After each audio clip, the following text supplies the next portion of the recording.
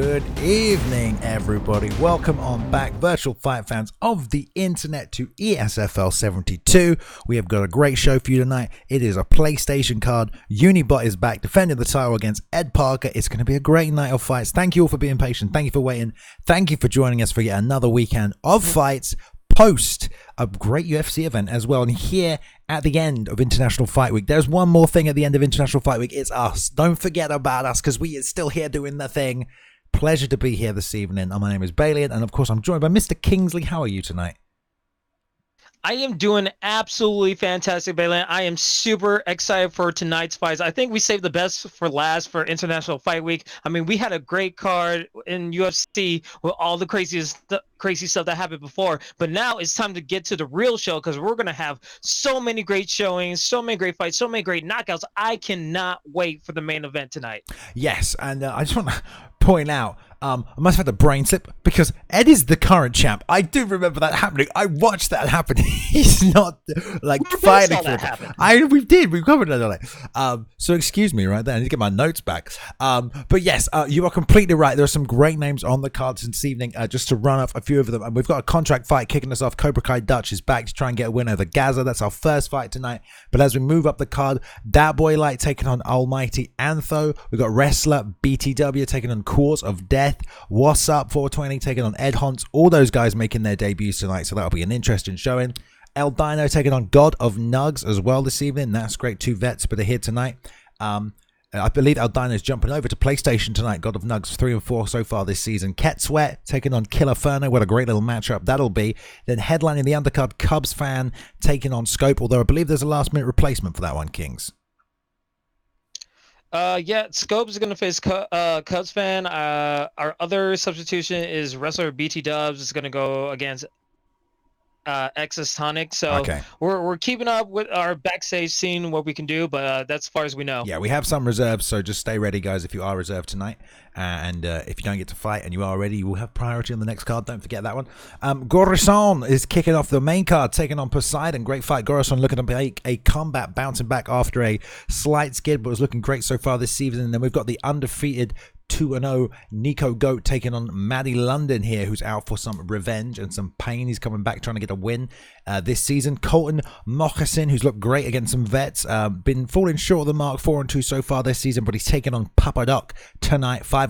Papadoc only losing to the best of the best, so let's see what he can do against a contender. Then Advaita coming back, 5-5, even streak, kind of finishing how he finished the end of last season, it seems, but he's still determined to get back up there, get that belt back. He's taking on Borashina, 2-1, who has looked fantastic so far. And then in the main event, the contenders match, I believe, UniBot taking on Edparker right there for the main event of this evening, which will be fantastic. So how about that? Sounds great.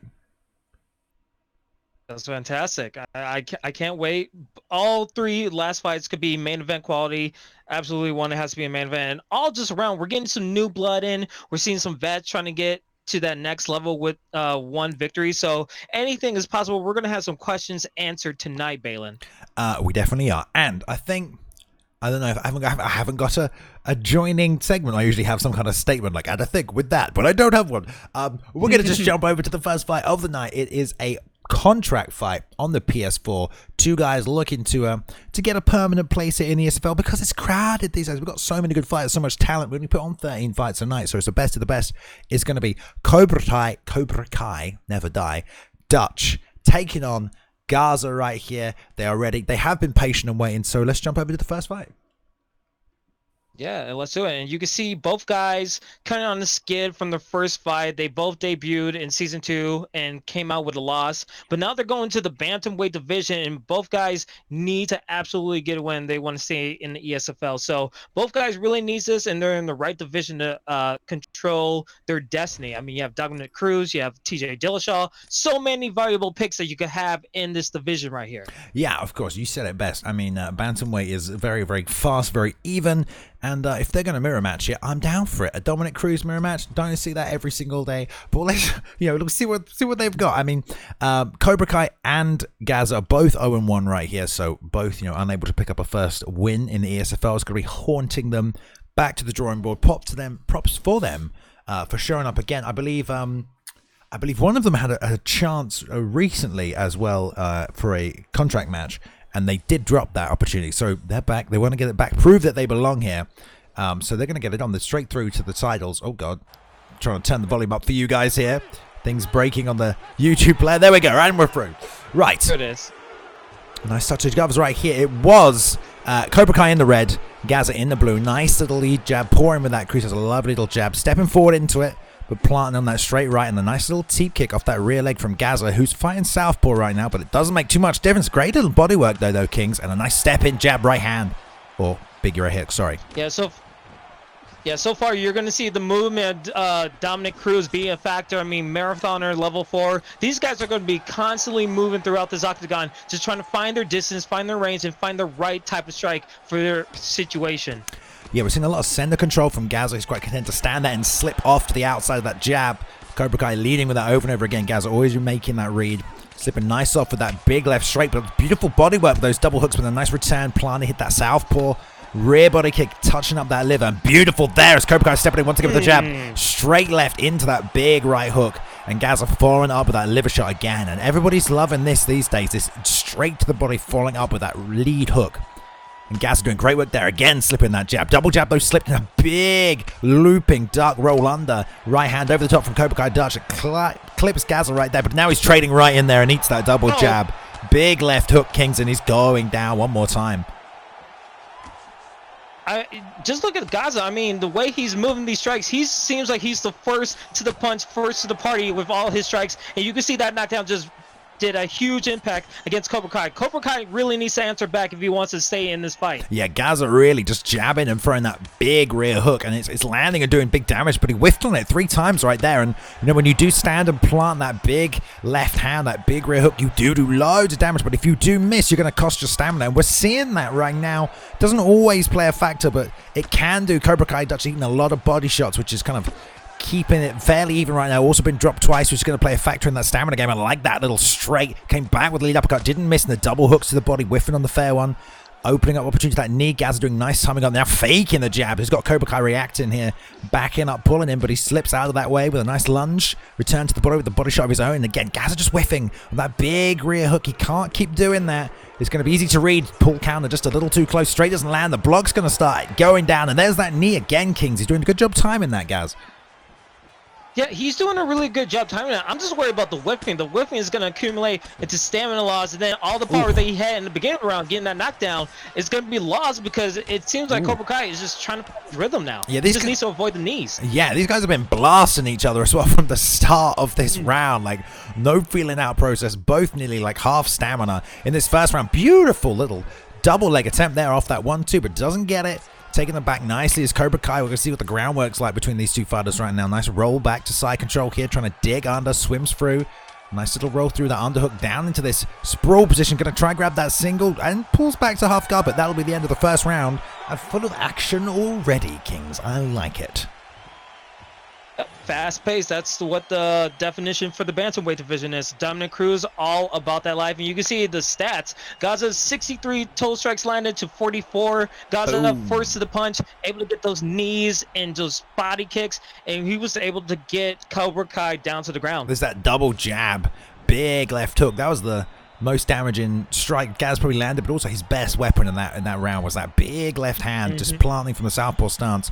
We moved in with a double jab, moved forward while throwing the jab, then stopped moving and threw the hook from planted, and that did big damage right there. And catching him, dropping him, we'll see if we can land more of that. But if he was missing it a little bit.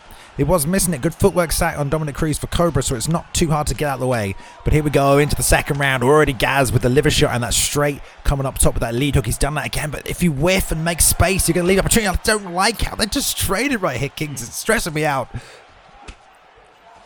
Yeah, I feel like the adaptability from that first round has just gone out of the window. They just stuck to the guns. They're saying, we're just going to blast each other with strikes, see what happens, try to see if anything sticks to the wall. Oof. But right now, you can't whiff in a situation like this. You need to be strategic with your strikes. Yeah, and missing, it just opens up opportunities for a counter. And that body shot from Gaz coming out again.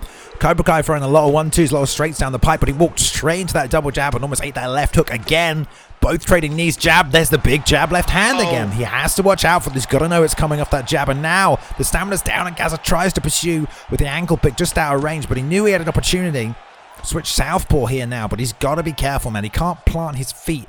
Cobra Kai doing a little bit more straight shots down the pipe in the middle, and anytime he plants his feet, Gaza is coming in there with that jab. Big left hand there as I say it. The straight right down the middle. Lovely little head movement. Slips off to the side and gets the double leg, Kings. That's lovely panic head movement swip.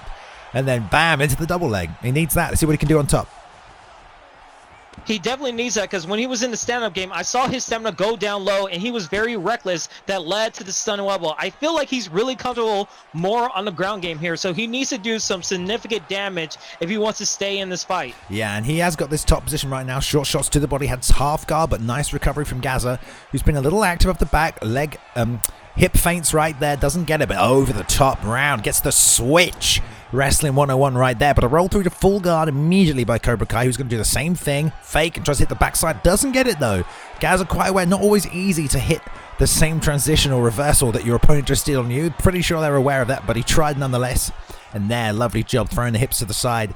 Gets his half guard on top, stops out back, sit out, and now he's going to ride this position, moving through to the side saddle right now. Gaza controlling and now landing big elbows on top. The panic shuffle to side control goes off right here for Cobra Kai, but now he's in this crucifix position. This is bad, Kings, and this is a fight finishing position. This has been trouble from the get-go. I mean, Gaza has been playing this denial game perfectly to a T, and now he's in a crucifix position. Man. Just a Venus flytrap right here. Man, 2 denies and 8's 3 elbows, but still out of it. The block is so low, he's got to just scramble. Just got to smash transitions where he can. He's got 30 seconds left in this round. He can survive if he doesn't take too much head damage. Block high, block high. Oh, it's going to be it. That's it. Good finish, man. Way to finish right there. Good fight on the feet. Jabs, left hook, the story of that whole first match right there. Cobra Kai taking it down with some nice panic wrestling. Nice slip though, well composed to get it, and man, did not hold that top position. Gets switched on from full guard. Nice work, and ends on top does Gaz, moving to 1-on-1 right here in the ESFL. Congratulations, Gaza. That's a victory right there, and Cobra Kai unlucky.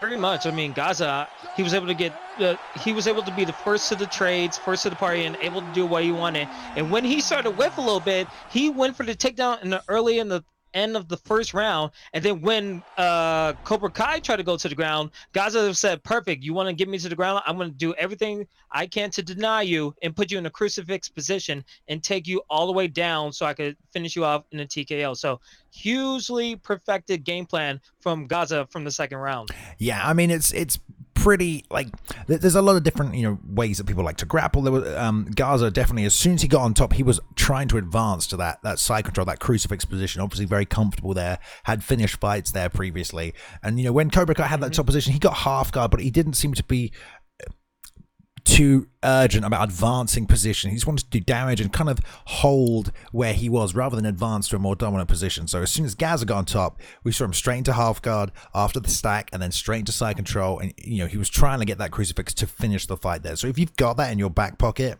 your ability to dominate from crucifix and deny, then you can hit that every single time. It's really hard to stop it, especially on high level. So good job for Gaz going to it. As soon as it hits the mat, if you've got ways to finish the fight, then bring them on, go for him, and he did there.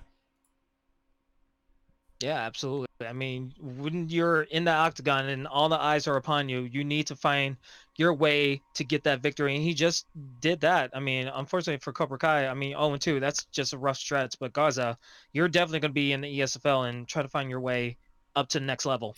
Yeah, apparently Gaza and Cobra Kai are from the same camp.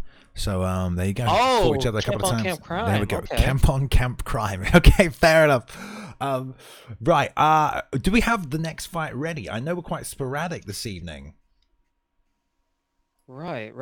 It seems like I'm getting word in the back. I'm gonna trying to figure out everything. I feel like it's just me and Kings manning the guns this evening, guys. So bear with us. We do have fighters scheduled to fight, and we know they are, but I mean, if you're fighting tonight, go ahead and make sure you've posted your link in the sign-in section of the Discord, because we haven't got everybody in there. So if you're ready to go, make sure you share us your links. Otherwise, we ain't gonna watch these fights right now.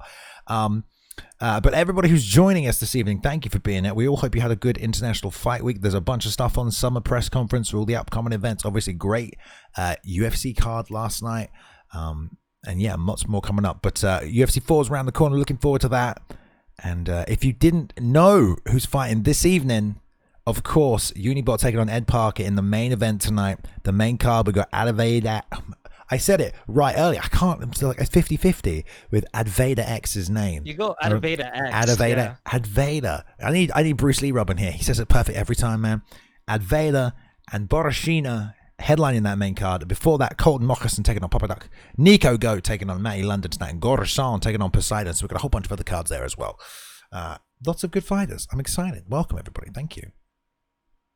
Yeah, absolutely. And we heard a change in the fight card. It turns out Scope might not actually be fighting tonight, so we're down one fight. But everything else, I'm excited to see Goryson fight against Poseidon. I mean, Papa Dog versus Colton. That's gonna be a barn burner. VX versus Borrachita. That's gonna be an incredible matchup. Then the rematch, UniBot versus Edparker. I mean, what more can you ask for on a Sunday night? Full of fights. It's gonna be incredible. Ask for their fighters to be ready so we can fight. But yeah, I don't know. Do we have any movement on links here, Kings? Any movement? We are still working, connecting, trying to get everything all sorted. Boxers trying to. Okay, I believe we have get everything all sorted. I'm trying to get all sorted. We have the third fight right now, so we can jump to that one if these guys are ready.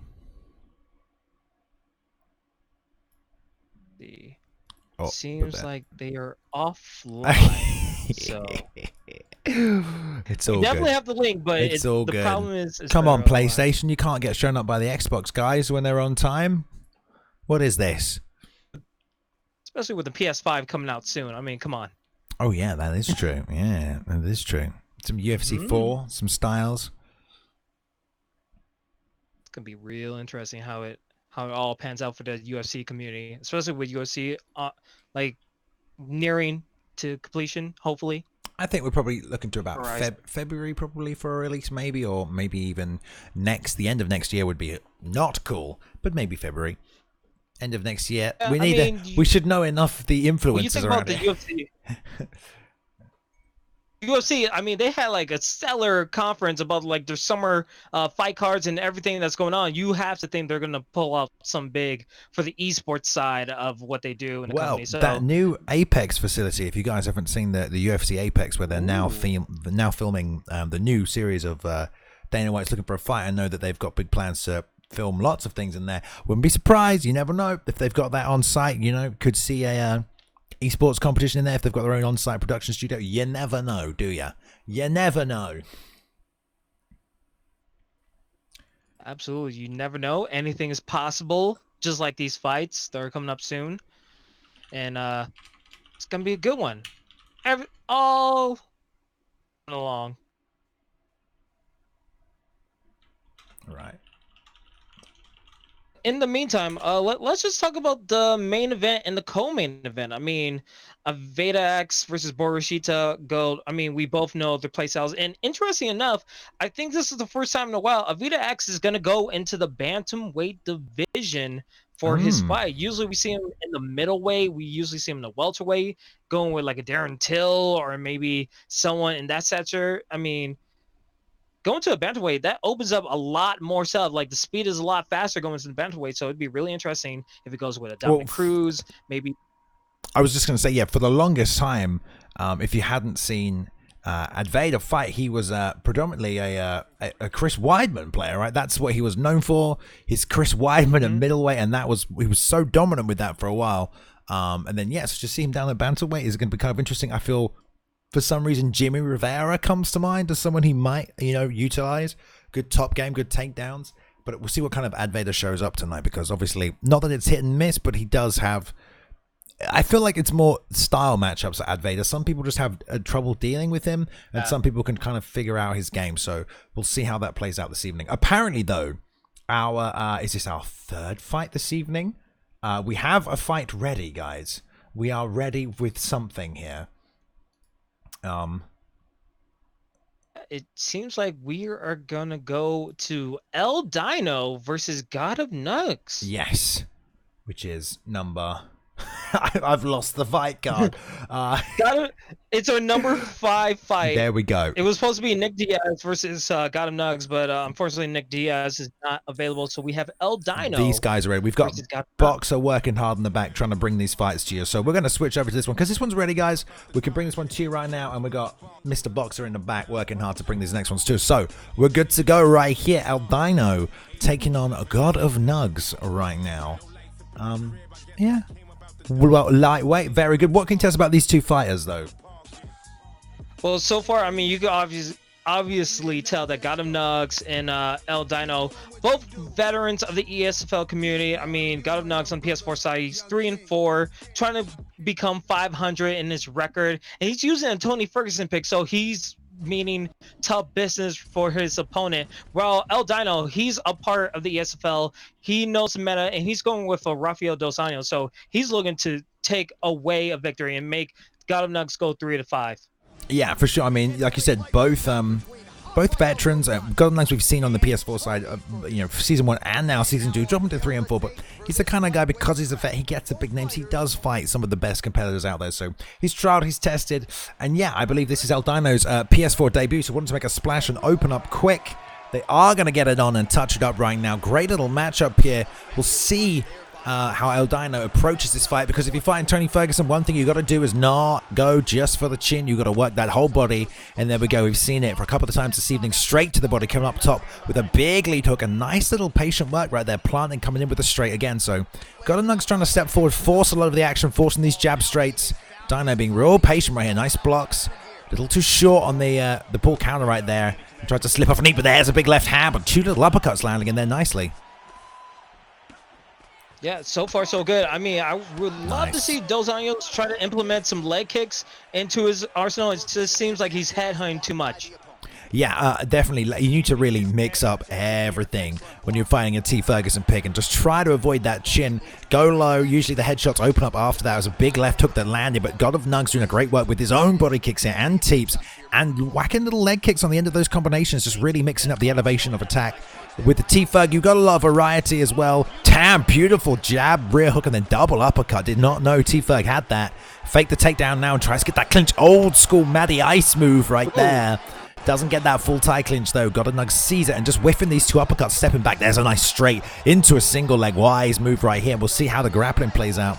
Dino, very good grappler, but so is Nugsy, and he's got T-Ferg off his back right here, so we'll see what works. Nice fake to half guard, doesn't get it, gonna posture up, nice control right here, and trying to re-pummel to full guard, doesn't get that either. Nugs doing stuff, so both men cancelling each other out here. Fake side control into the posture up, see what he does. Can't regain posture control right here, and oh, beautiful fake step to mount with the big elbow kings. Yeah, so far, this is what Dos Anjos needs. He needs to get out of the stand-up game where he was too much in the phone, but it was too close. Now, El Dino going to the full guard position right here. If he could go back to the half guard and posture up, he could do a lot more damage and try to get that head health and body health down lower than his. Yeah, nice little shrimping, I guess, almost there to get the hips out. Faked it, got the guard back up, regained posture from there. So great work off the back right there. And now grabbing that rubber guard in mission control, doesn't hold on to it. Nice little step out for Dino. God of Nugs is known a little bit for his rubber guard on T-Ferg. Again, hip fake off the legs, again into the sweep, trying to hit that rubber guard. Doesn't get it. Dino wise to it this time. Nice stable pass, slicing through on that left hand side into half guard. And back to full guard, as Mr. Rogan said right there. It's back and forth. Nice. Good work on the ground. All these short shots are adding up, Kings. They'll score points because no one is really getting off any big damage right here. So all these short shots do mean something in a little fight like this. But he's got this mount. Raining down this shot's going to work on that block, even if he's not getting through. There's a nice little hammer fist right there, though. He's definitely scoring points here in the last couple of seconds right here. This is necessary if you want to win a round. And he's making it definite. Oh, is it over? No. Damn. So close. Big damage. I thought they were going to give the 1 second left, and he just beat the clock. Yeah, Dino doing a great job right there. He snatched up that single about halfway through the round. Tried to mix it up a bit. We did okay on the feet, but Yeah, of course. Nugs, no stranger to a stand-up battle. Getting some nice body kicks in there from Nugs. So we'll see. Stamina fairly even. Head health a little low. Nice, beautifully inside leg kick off that left leg. But nice little jab, right hand landing for Nugs. Leading with that straight, trying to whip that lead hook to the body in. Nice little jab up, jab low. Right there, and jab again. Rear uppercut into the left hook. Came down low with the left hook. It was beautiful work right here. Not able to finish though. Just sneaking out of range has got a Nugs, but it was a beautiful rock right there. Yeah, I mean, you can see it's night and day from the first round. We saw God of Nugs pressure so much in the first round, but now it's nice Dino coming up with the pressure and able to get some rocks. Yeah, beautiful work right there. This God of Nugs, though, he's doing a great job framing at long range, but trades in the pocket. Tries for that big right hand. Eats a beautiful lead uppercut by Dino, who's just kind of finding his range right here. Nugs just swinging, trying to catch him coming in, but Dino's managed to just clip right on the end of his punches right there. It's a beautiful lead uppercut, sneaks right on through as Nugs is trying to throw that big right hand, and he's back on top where he did so well. It took him a while to get to that full mount position, but when he did, he was very dominant from that position, did not give that up for the rest of the round, so you gotta believe El Dino is going to be looking for that. Nice half guard here, but no transition. Back to the posture up. I wouldn't be surprised if he tries to get that pass, doesn't know, fakes it, and then fake into the full guard control. Great, and getting the posture back right here. And now stand up again. Right now, I thought it would be a battle between who will get the first denial, but since it's back to stand up, anything's possible. I think we might see another uppercut rock down by El Dino, but yeah, doing a great job with that stamina. I mean, he's doing really low. Doing a great job with that uppercut. He's sort of rolling his head off, sneaking in that left uppercut and that right uppercut as well off that lead hand. He's finishing combos with that. Ooh, nice slip into the straight, but yeah, Nugs got to watch that stamina. Will recover going into this round. Those straight to the body will help even it out, but a beautiful double leg by Dino. This is how you want to fight with RDA, man. You got great top stats and good perks, so don't be afraid to shoot that takedown, get that double leg, and be aggressive on top. And Dino doing a great job of that right now. Absolutely, and when your opponent's being aggressive like that, you definitely want to. What a great reversal! But when you're in that stand-up position and they're pressuring you so much, going for that takedown, taking them by surprise, will do it. You have to watch out. God of Nugs gave up full mount right there, back on the feet, where I don't think he's doing too well. Those lead uppercuts just whipping in at the end of every combo. Jab straight lead uppercut all day right here from Dino. So Nugs got to know it, but maybe feels like if he's going to get any points this round, it's going to be on the feet, not off the back. But gave up a full mount, man. You don't see that very often. Nice check lead hook into a big roundhouse to the body here and out of range. Sees the uppercut coming, but he's got to watch it right here. Not off the end of that punch, finishes with the lead hook. Jabs, fakes the straight. Oh, gets an uppercut of his own, but lovely switch off the straight left. Head kick just bounced off the guard there. That could have done big damage. We've got a couple of seconds left in this round. Who'd you give that one to? Oh, man, I would definitely have to give it to El Dino. I mean, he was able to get some amazing strikes right there. As you see in the replay, like just the hook into the uppercut just did some massive damage to God of Nugs. And God of Nugs, I feel like he's going to regret that decision of giving up top mount. He could at least do some damage and get some stamina back. But now, this third round, he definitely needs to stay standing up and get the knockout. I feel like he's circling to his left as well. It's constantly going in to that right hand, but there's a switch straight left off the slip right there that landed a beautiful switch knee. Beautiful flying knee right there, though. Nugs with a head kick. Almost breaking through the block. Unable to, but what a beautiful flying knee right on the chin as Dino's coming forward. That'll stop some forward momentum, but he's got to watch his block right here. Beautiful slip straight left again right here. Double jab straight left does not land. Jab to the body up top there in the left hand, but just out of range. Nugs doing a great job just slinking off again every time he gets hurt. He's got to stop throwing that. He's going to get slipped. He's got to stop throwing that, Kings. Any jab or straight really right now, man, he's going to get slipped. I feel like when he's when his back is towards the corner, he just pulls out some crazy like that flying knee. If he gets like any crazy shot like that, El Dino needs to be really careful right now. Oh, this beautiful. Could be a danger. Oh, judo throw. Okay. Yeah, nice little Osagare, maybe? It was an under-over. I didn't see it. Great work, though. Yeah, 2 knees to the body and a throw. That's a way to keep someone off the clinch.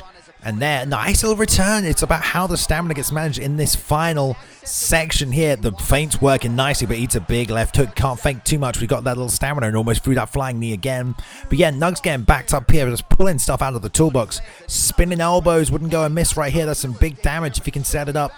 But this is good work by Dino, really managing the stamina right here. Keeping that guard high, has the block. Wouldn't be surprised if he starts chopping low with those leg kicks again. They're open there all day. Nugs too concerned about that chin health right now. Whiffs on that lead hook left hand though. Oh, and there's a big liver shot right here. It's trying to outlast each other. Only got 2 minutes left in this round, so whoever wants it is going to have to make a statement right now. You got to believe Dino's up on the cards. We'll see if Nugs can pull something out. Oh, beautiful switch.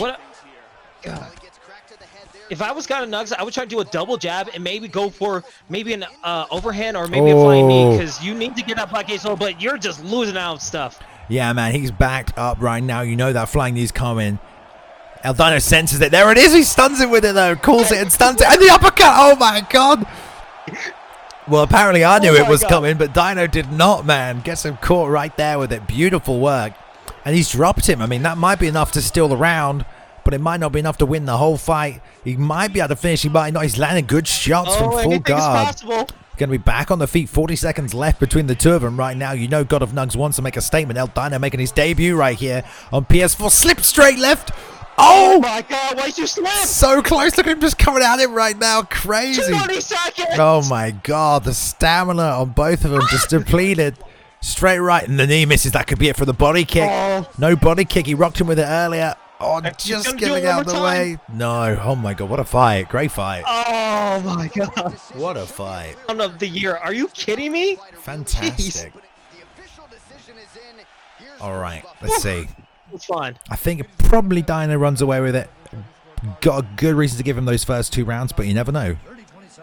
3 rounds to 1. 29-28. There we go. Has to be, right? El Dino picking up a win right here in his ESFL debut on PlayStation. Great fight. Very close and significant strikes. That top control adding up, though, obviously, towards the end. And a nice little back and forth for the finish. Nugs getting crazy, getting wild. Those flying knees working, man. Those big, crazy strikes. You got to throw them sometimes if you have the stamina. And you can time them. You can do real good. You know, it's all about the timing of those strikes. No real spinning elbows, nothing like that. But God of Nugs putting out everything towards the end. And Dino, good game plan, good body work. Chopped a couple of low kicks in there, but it was the takedowns, really, of El Dino. And the slow beating up on the ground, the denies, the damage scored on the ground, the block breaking as well, that really opened up the rest of his offense, I feel. So good work by El Dino, making a splash over here on the PlayStation side. I want to know who he's fighting next. He might call someone out. We don't know, Kings. It could go anyway, mate. It can go anywhere. I would honestly, I would love to see this fight again, because it was like a tell of like 2 different fights. The first 2 rounds you saw, it was very much close knit. El Dino taking control, and then that 3rd round, which is a whole roller coaster full of emotions, where you see flying knees, both guys like tensions high, incredible close fighting. That's what you love to see in these kind of ESFL fights. So whatever these guys do next, I would love to see it again. El Dino, you're up on the PS4 and God of Nugs. I would love to see you fight again, man. Completely, man. I agree. Great fight, guys. Right. Do we have the next matchup ready? I believe Wrestler, by the way, was... He was the 3rd fight. Let's see. Let's have a look here. Hopefully still offline. So I think we have the next link to the I believe next fight. We got Cause of Death taking on Wrestler, by the way. These two have been waiting right here. So let's get it on between the two of them. Let's not make them wait any longer. Jump straight in. They are good to go. Lightweight division right now. And it should be a good one, man. This is a nice little fight. 2-0-0 guys, but we've heard good things about both of them. Obviously, Wrestler, by the way, you got to assume you know what he's coming to do. But Cause of Death is a name that has been heard around the PlayStation community, so I'm excited. Both making their debut here, man. 0-0. It's got to go.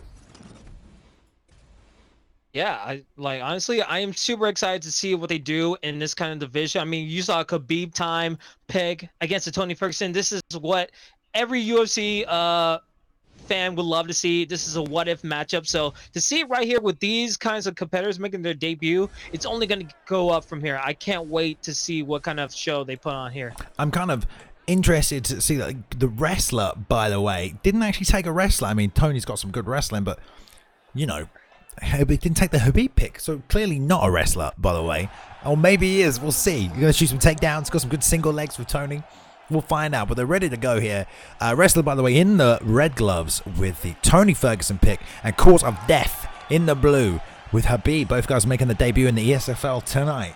ESFL 72, Edparker versus UniBot. Nice little patient jab straight.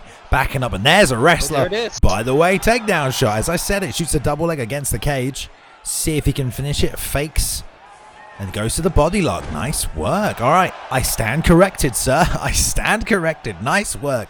Beautiful body-to-body suplex into top control. Being patient, but Cause of Death already back to full guard right here. So we'll see what happens. Yeah, I mean, what a great start for a wrestler, by the way. I mean, you go with a Tony Ferguson pick, you know you're based on wrestling, but going with someone who could also do some striking, and you already have top control with a side control against a Khabib, you're already in your wheelhouse right here, and you have like 3 minutes and 40 seconds left to do some significant damage on your opponent. Yeah, for sure. I mean, obviously the skill set of Tony is very diverse. You can do everything, but you know, one place you don't want to be with Khabib is on your back, and that's exactly where Cause of Death is right now already, and has been for the first minute of this fight, and having to pull guard right there. Obviously didn't want to take too much damage, give up too much stamina, and risk being denied right here early on by Wrestler, who's going to fake again, but gets, you know, swam back here to full guard. Nice work, tries to get the back sit over the top, full guard transition, gets momentum, and hits the get up. Nice work by Cause of Death, staying patient and calm. They're back on the feet. Now, this is where it could be. Oh, goes for a takedown. Beautiful. Okay. Double jab comes out, hits the power double leg right there, slamming him, giving him a taste of his own medicine. Now we'll see if Wrestler can get a sweep or get back to the feet. Straight back up right here, though, but one takedown apiece. I mean, you love to see it. Khabib's known for the ground game. Kazadev says, I'm not afraid of going to the ground. So both guys need to really find a way to maybe go to a clinch, or maybe find a way where you can do damage standing up. Maybe change levels, go for like an uppercut to the body. Oh, see what nice. happens. Nice little four-piece right there. Hit him with the last two. Cause of Death trying to seek that jab straight out there. Not landing it. Double uppercuts, left hand miss. Beautiful slip on the last one. A big right hand. Rolled right round into it, loaded it, and there's a sprawl right down on top this time. Nothing doing, and hits that backside transition immediately right there by Wrestler. Going to ride him folk style right here. Nice deny the full guard transition. Cause of Death a bit desperate, bit of lag. Hopefully it's nothing. Okay, we're good, we're good. Oh, both hooks in and on the back. We missed that. And into full mount. Dun, dun, dun. Oh, big right hand straight away as well. And a deny, man. And a denial too. Ooh, this ain't good. Cause of Death going to have to get out of here. Hits the half guard, but that denial is going to take some stamina. That right hand's going to add up, man. There's points on the board in a very close round. Tony Ferguson doing some great strikes in the stand-up game, but now going right down here and able to get that posture up, top mount strikes in. That's going to look favorably in the judges' eyes. Yep, there we go. Riding him out for the rest of the round. So it finished as it started right there. Wrestler, by the way, working that wrestling. Got a beautiful body lock against the cage right here. We see it double fake the double leg. Brought the hands together, body-to-body suplex right there from a double under into straight to side control. Quick recovery, though, and came back up, double jabbed his way in, and boom, not having none of it. Cause of Death with that power double leg. We're going to see it again right there. Beautiful work. So, yeah, it's funny he got up from that and came right in with a double jab again. I was like, that's be the worst. That's the one thing I wouldn't want to do, just run at him double jab, because I got taken down. But we'll see if he does that again. Just step forward with it. Caught him straight under, so we'll see if a nice switch body kick right there, and a nice left hook to the body, straight to that liver. So good work by Cause of Death, already targeting that. Excuse me. Seeing this fight already, I feel like in the second round, it's all going to be dependent on who whiffs. You need to get a great stand-up game right here, not whiff, because you know it's going to be taken to the ground, so you need to not waste that. This clinch game right here, you need to get those denials right. Oh, man, this is some good work from both men in the clinch right here. And he gets his own power double, man. I thought the stuff was coming. Nice knee to the body, followed up with that, and there we go, riding again in top position. And Wrestler, by the way, did a good job of holding this top position. It was a momentum build into a get-up on the opposite side, so we'll see if he remembers and tries to reread that. Should Cause of Death go to that for his stand-up escape again. Fit on the hips this time, denied by Wrestler. It seems like he loves this stack guard position, Kings. He hit this last time, didn't do much with it, but he's up here again doing some big damage. Yeah, absolutely. All those punches are connecting, and they're working well, but finally, Khabib gets somewhat out of the stack guard. He tries to go for an up kick. I like the attempt, but back into his side control, where posture up, there could be even more damage. Yeah, we'll see here. There's not a lot of urgency from the top game of Wrestler. Very patient. You know, he's just content to hold position, get points on the board. The get up denied right there. You want to be careful going to that immediately right there. Big little shot, elbow over the top.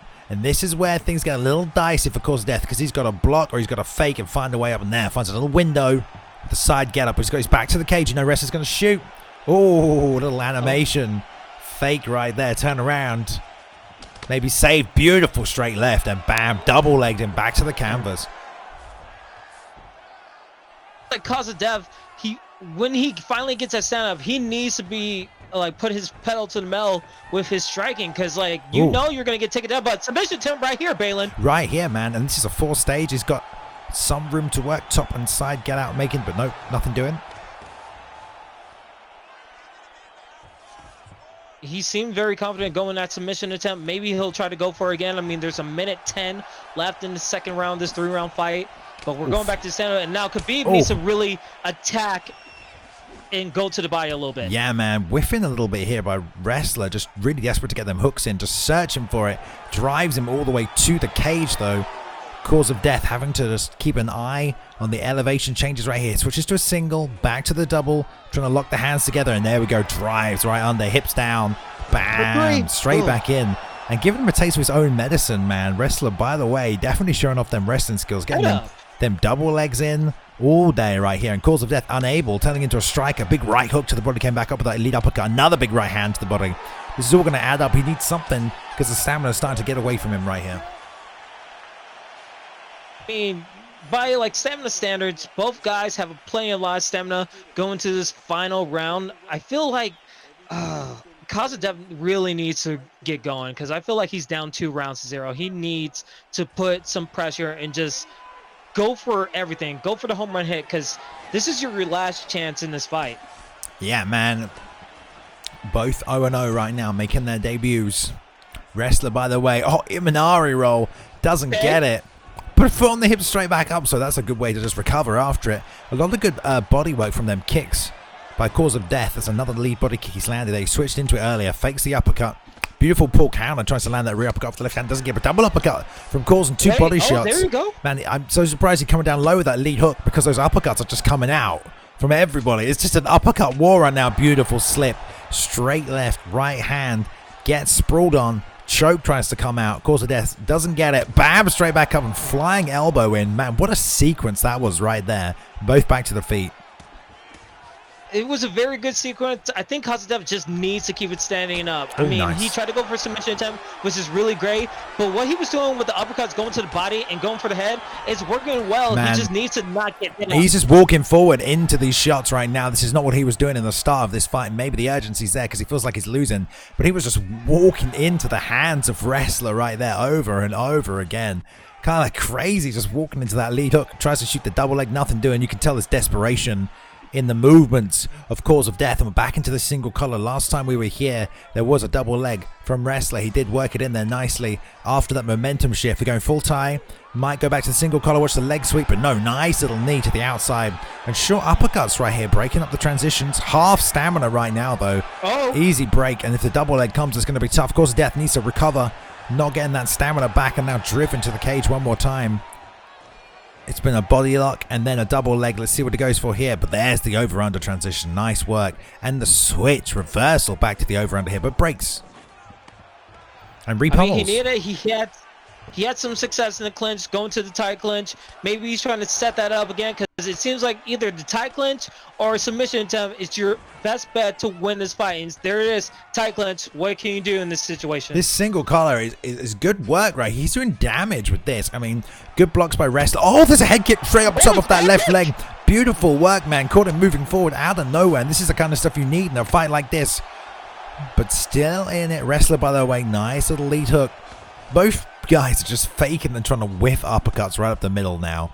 It's crazy. Wrestler's being too risky for my liking. I feel like Khabib could get like an overhand or a head kick again and just change up this whole fight. Only 40 seconds left. Oh, that hit him in the head. That was not that was like an Aljamain Sterling situation right there. The switch to the head almost came down. Oh, again, these little... Never know. Why would you waste this? 20 seconds left. Yeah, man, he's got to do something. Cause of death. Maybe. If he can get some more damage off. It's same as the last fight, really. Seems like the last round he comes on strong, but the first two were run by Wrestler. Big slip and roll with the left hand, but that's probably going to be it. That's all. Straight right to finish. I'll tell you this. Khabib was coming on a little bit in that third round. It seemed like he was about to go in for the kill with that head kick. It was going to start the party, but Tony Ferguson, consistent throughout all 3 rounds, just got a little bit reckless towards that end of the final round. Yeah. But I mean, you kind of have that. It almost gets forced when your opponent's coming at you. You know, the fight just gets a bit more chaotic, a bit hard to control, and you can back up and be patient. But then, if your opponent's just coming forward, then you know you're more susceptible in a way because you're not being as offensive as you want to be because you're on the defense the whole time. Oh, split decision! What? And Judge 3 scores it 9-28 for the winner by split decision. Uh-oh. Oh my God. Hey man. Oh my God. Maybe we read it wrong. Maybe we're wrong, man. Maybe we're watching a different fight. I don't know what chat thinks. But Wrestler, by the way, defeated by cause of death with the Khabib pick right there. We need to look at them stats and see what's happening. But oh my goodness, I mean, wow. It was a close fight, but I thought Wrestler had it. It's hard to tell when you're commentating, but let's have a look. Yeah. He did land more significant strikes and more total strikes, but 7 takedowns, man. That clinch work must have really been paying off for him. All them little strikes from the single collar really must have been adding up. Yeah, and also when you look back at the fight, 7 takedowns out of 17, you would think that would be like a big thing in the eyes of the judges. But when you put in damage and significant strikes, it probably didn't register as much as the judges would like. So the damage of Khabib and the way he ended off that third round, I felt like the third round and Wrestler being very reckless. I mean, he got stunned. He was in the tight cleanse. He was getting pieced up in that third round. And Wrestler, I feel like, just gave it away. I mean, he probably thought, you know, he had the fight. Maybe. I mean, yeah, but props to both fighters, honestly. What do we always hear? Never leave it to the judges. That is true. Never leave it to the judges. I mean, I was impressed by Wrestler, to be honest. I came out here with the Tony Ferguson pick and, you know, dominating the grappling exchanges against a Khabib. Real good work. Only got taken down a couple of times, but did a really good job of implementing his game and his top control, and had some good stand-up as well. It was a good fight.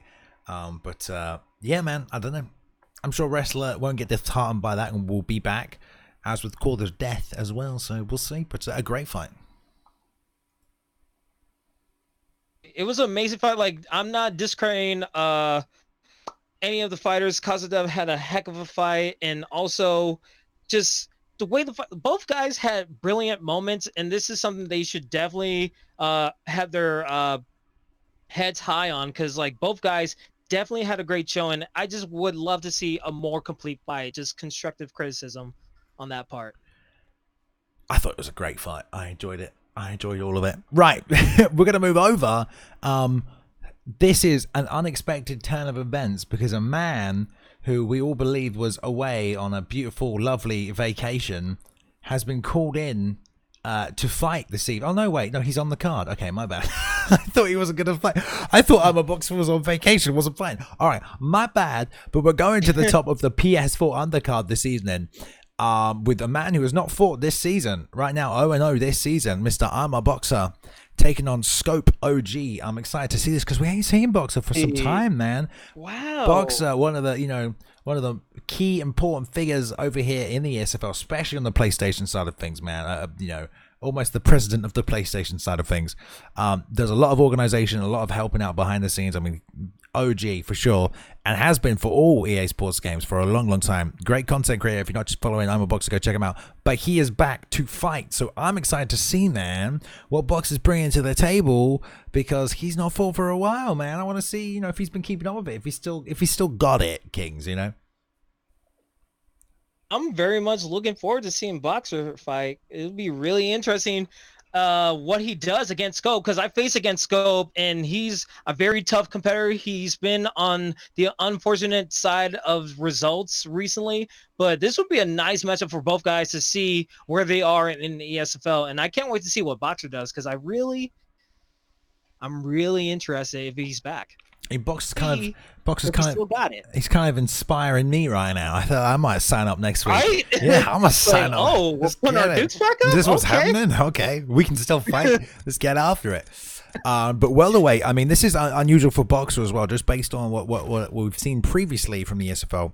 I'm a boxer, one of those guys that used to like to fight, excuse me, at those heavier weight classes, really good, where, you know, every shot counts a lot more. It's not as fast, but you have to be a lot more precise. If you swing and you miss, the window for counter opportunities is even bigger.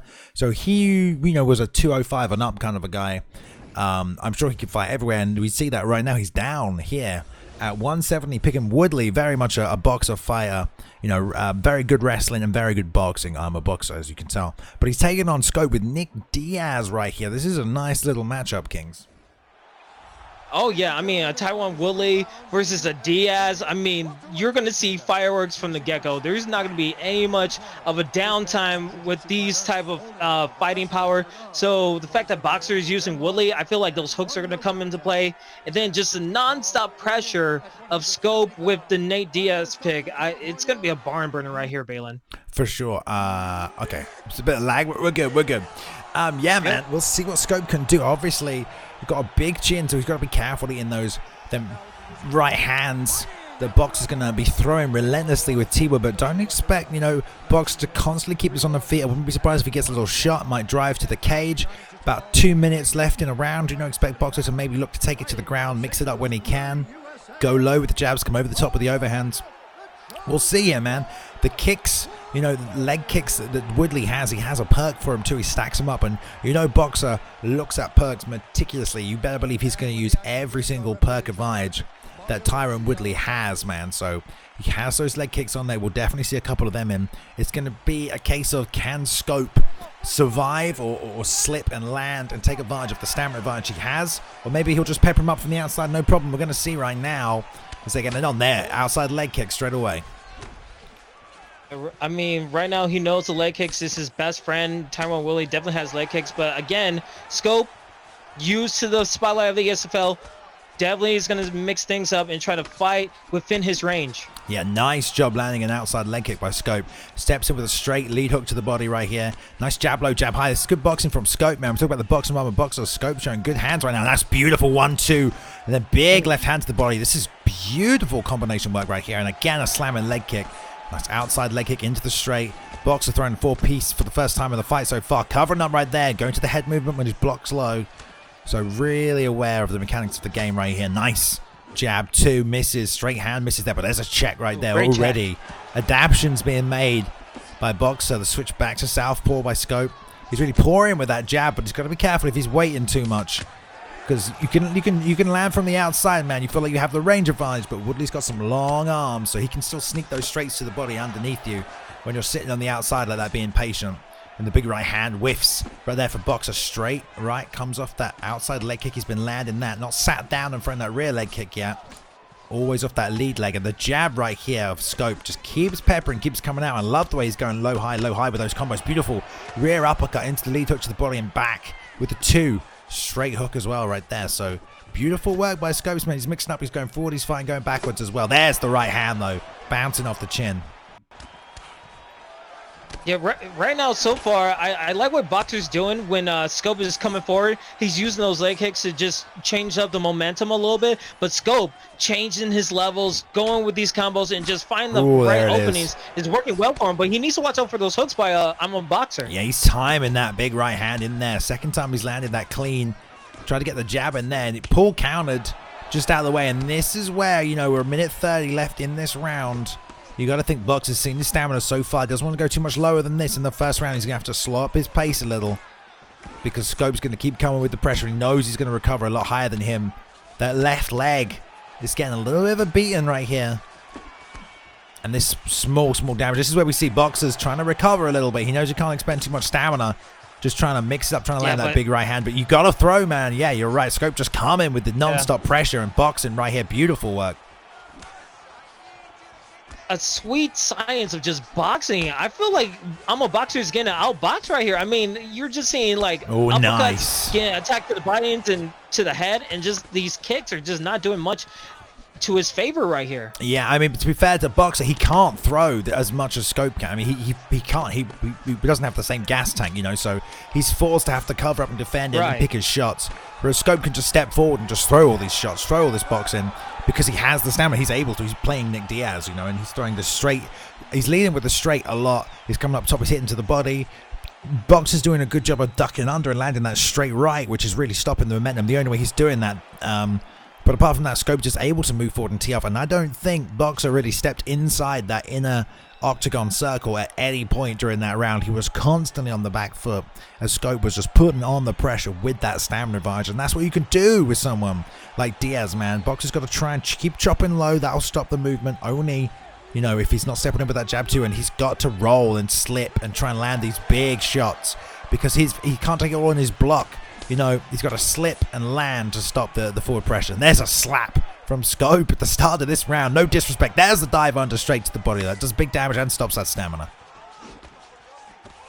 To need that opening sequence right here. He needs to make Diaz whiff a little bit more and attack that body. If he attacks that body and goes for these kicks, I think he's going to do a lot of great damage on his opponent. Yeah, keeps hitting that straight to the body. This is good work, but he can't do it too much. You know Scope's going to be looking for that uppercut. And Boxer's doing a good job rolling off. He's getting to the outside of that lead hand when that jab's coming. There we go, just like that. Get under that little hook. See, Boxer's rolling, man. We don't see many guys do this. You know, he's rolling like a boxer does. Getting underneath, rolling under that hook rather than just slipping one side or the other. And there's a beautiful check. Get checked straight away, though. But yeah, great check on that right leg. That's a rear leg, though. And there's the uppercut because he kept changing elevation. He knew it was coming. And Scope putting on the pressure now. But Boxer's done a good job managing his stamina so far. You know, he's not in a position where he can't throw back right here to stop this pressure. He definitely has the power of the hooks from Tyrone Woodley, so he could definitely change up this fight. But these leg kicks and just constant pressure by Scope, it has to get to a point where you're just needs to change something up. Maybe try to take it to the ground possibly. Yeah, I wouldn't be surprised if we see a takedown and shoot. But like we said, he's done a good job managing his stamina. So we can throw, but there again, decides to trade. He's already taken a lot of damage, and that might be it, man. He might be able to get up right here. Damn. He's up. Scope with just the forward pressure is just super hard to deal with right now. Anytime he feels like he wants to trade, to do some damage, to stop this pressure, he's just eating shots.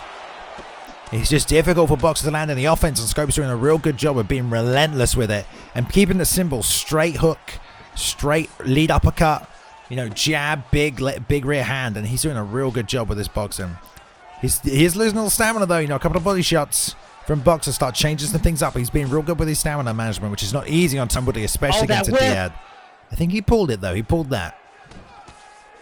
It was getting close. We saw Scope stamina blink a little bit. If Boxer's able to attack that body and make Scope whip a little bit more, he can take this back. Oh, man. Like that. Boxer, man, having to go to the head movement because the block's getting picked apart after that big kick and that straight left. So he has to lean a little bit. Leans into that left hand, but good job returning, stopping that pressure. Went back to the body with that straight right. That's helping him a lot with this forward offense. And don't forget that right leg. It's the lead leg right now of Scope, man, and this low, it's hurt. If he can get a couple more of these leg kicks in, change the dynamic of this fight, and make him think about it, just slow it down. Nice 1-2 down the middle. Try to double it up, though, right now. Boxer throwing a little bit more because he's got some stamina here. 20 seconds left in this round. Straight left again. Straight left hook, and then came back with straight lead hook to the body. Jab, lead hook. This is all just single shot, just pouring, testing, finding the homes. Big left hand, lead hook to the body, then lead hook left hand. So Dwayne Ludwigling up in here, man, doubling up in reverse. Good work. Scope's distance game has been really impressive. I mean, there was multiple chances where he loses stamina and Boxer's able to be a little bit aggressive, and he was just not able to do it. He had perfect distance and just had Boxer whiff on all those strikes, and he was able to get that knockdown as you saw in the replay. It was just too much to his benefit. Boxer really needs to be aggressive in his last third round. Boxer does have the stamina, but anytime he was being aggressive and they were trading, he's already taken a bit of head damage. He wasn't able, like here. He can't trade, which is the problem, and it's really hard. I don't think Boxer's necessarily doing anything tactically wrong right now. Scope is just being real accurate and has done a great job just adding in the accumulation of damage. And now it's just real tough for Boxer to get his own offense off because he can't trade right now. He has to make Scope miss like that. Then he can land his shots, and he's doing a good job when that does happen. And the slips are working for him. There we go. Rolled underneath. Beautiful job. Found the opening. He knew it was there. There's the jab right hand. And that's what he needs right now because he can't trade. He knows that. He makes him miss and makes him pay. And there tries to trade. Eats the straight left. And there's the uppercut, man. Oh, he just found a home towards the end. But yeah, just too much damage from Scope. Constant pressure, constant damage. Just making it real hard for Boxer to just fire back when the offense is coming. So good work by Scope, good work by Boxer, but it was just too much damage, too much pressure, just really hard to deal with. And they, both fighters fought well, but just a little too much, I think, a little too much pressure. Absolutely. I mean, hook, line, and sinker. Boxer goes down. Scope able to get the victory. I mean, we see the stats right here: 115 to 78 total strikes landed, 57 significant strikes of 14. It just seems like Scope was able to be consistent throughout the whole fight, able to do what he wanted to do. Boxer came on a little bit late, and it was just not his fight. Always on the back pedal, but I mean, you could also both in guys. A fight like this, especially for Boxer. In a fight like this, you got to look at the percentages, not just the numbers, because there's no way Boxer's going to throw as much as Scope is, right? It's about who's landing their shots, and the percentage landed was quite similar. Scope landed 150, but threw 300, and Boxer landed about half, but threw less than half of that. So in a fight like that, it's not about who's landing more. I mean, obviously, in the judges' eyes and the point scoring eyes, you land more strikes, you're probably going to win the fight, right? That's how the game works. But you can't output the same if you're playing Woodley against Diaz. You have to use your power and, hurt your opponent and then finish them. And Boxer did a good job with that when he could. He found a home for that right hand. But Nick Diaz is so hard to deal with, especially in a game like this, because there's constant pressure. You have to defend. And you can't throw back, and then that's the trouble Boxer had. He just couldn't throw back when he needed to, and he tried to, and he traded. He'd already taken a bit of damage, so it's a really tough matchup. But yeah, good job. No, absolutely, no and especially down, for Boxer, especially for Boxer to take this fight on such a short notice while he's doing everything in the backstage. I mean, massive kudos to him for just even getting an octagon in these circumstances. So, huge respect for both guys for putting on the show right there. Yeah, for sure. Yeah, I mean, no takedowns. We saw that, but maybe he didn't want to get sprawled on and a choke locked up right there. But very impressive boxing by Scope as well. I mean, we saw some great timing. I mean, just left hook, lead hook to the body, lead hook to body, left hook, just reverse combo in, really just mixing up the timing, always going high, low, high, low, high, low. It was really, really good. So it's not just generic opponent, it's some high level boxing from Scope. Really, really good work. Right. Sure. Who's next? I'm ready. Let's go. Next, that is the biggest question of here. I think we should be getting Cat Sweat versus Killer Furno, but we're waiting for the guys in the back to let us know so we could get that going. But okay. Way through the card, so we still have some incredible fights coming up in the future, Balin. We do. I just got a little message from Madi, who is ready to go. I don't know how I keep losing the card every 5 minutes. I'm like, where's the card? This is what, Nico and Madi, right? Okay, this is a lot higher up the card, so we'll have to wait on this one. We're still waiting on Goryson and Poseidon before we get to that one. Oh, it's me. I hear me.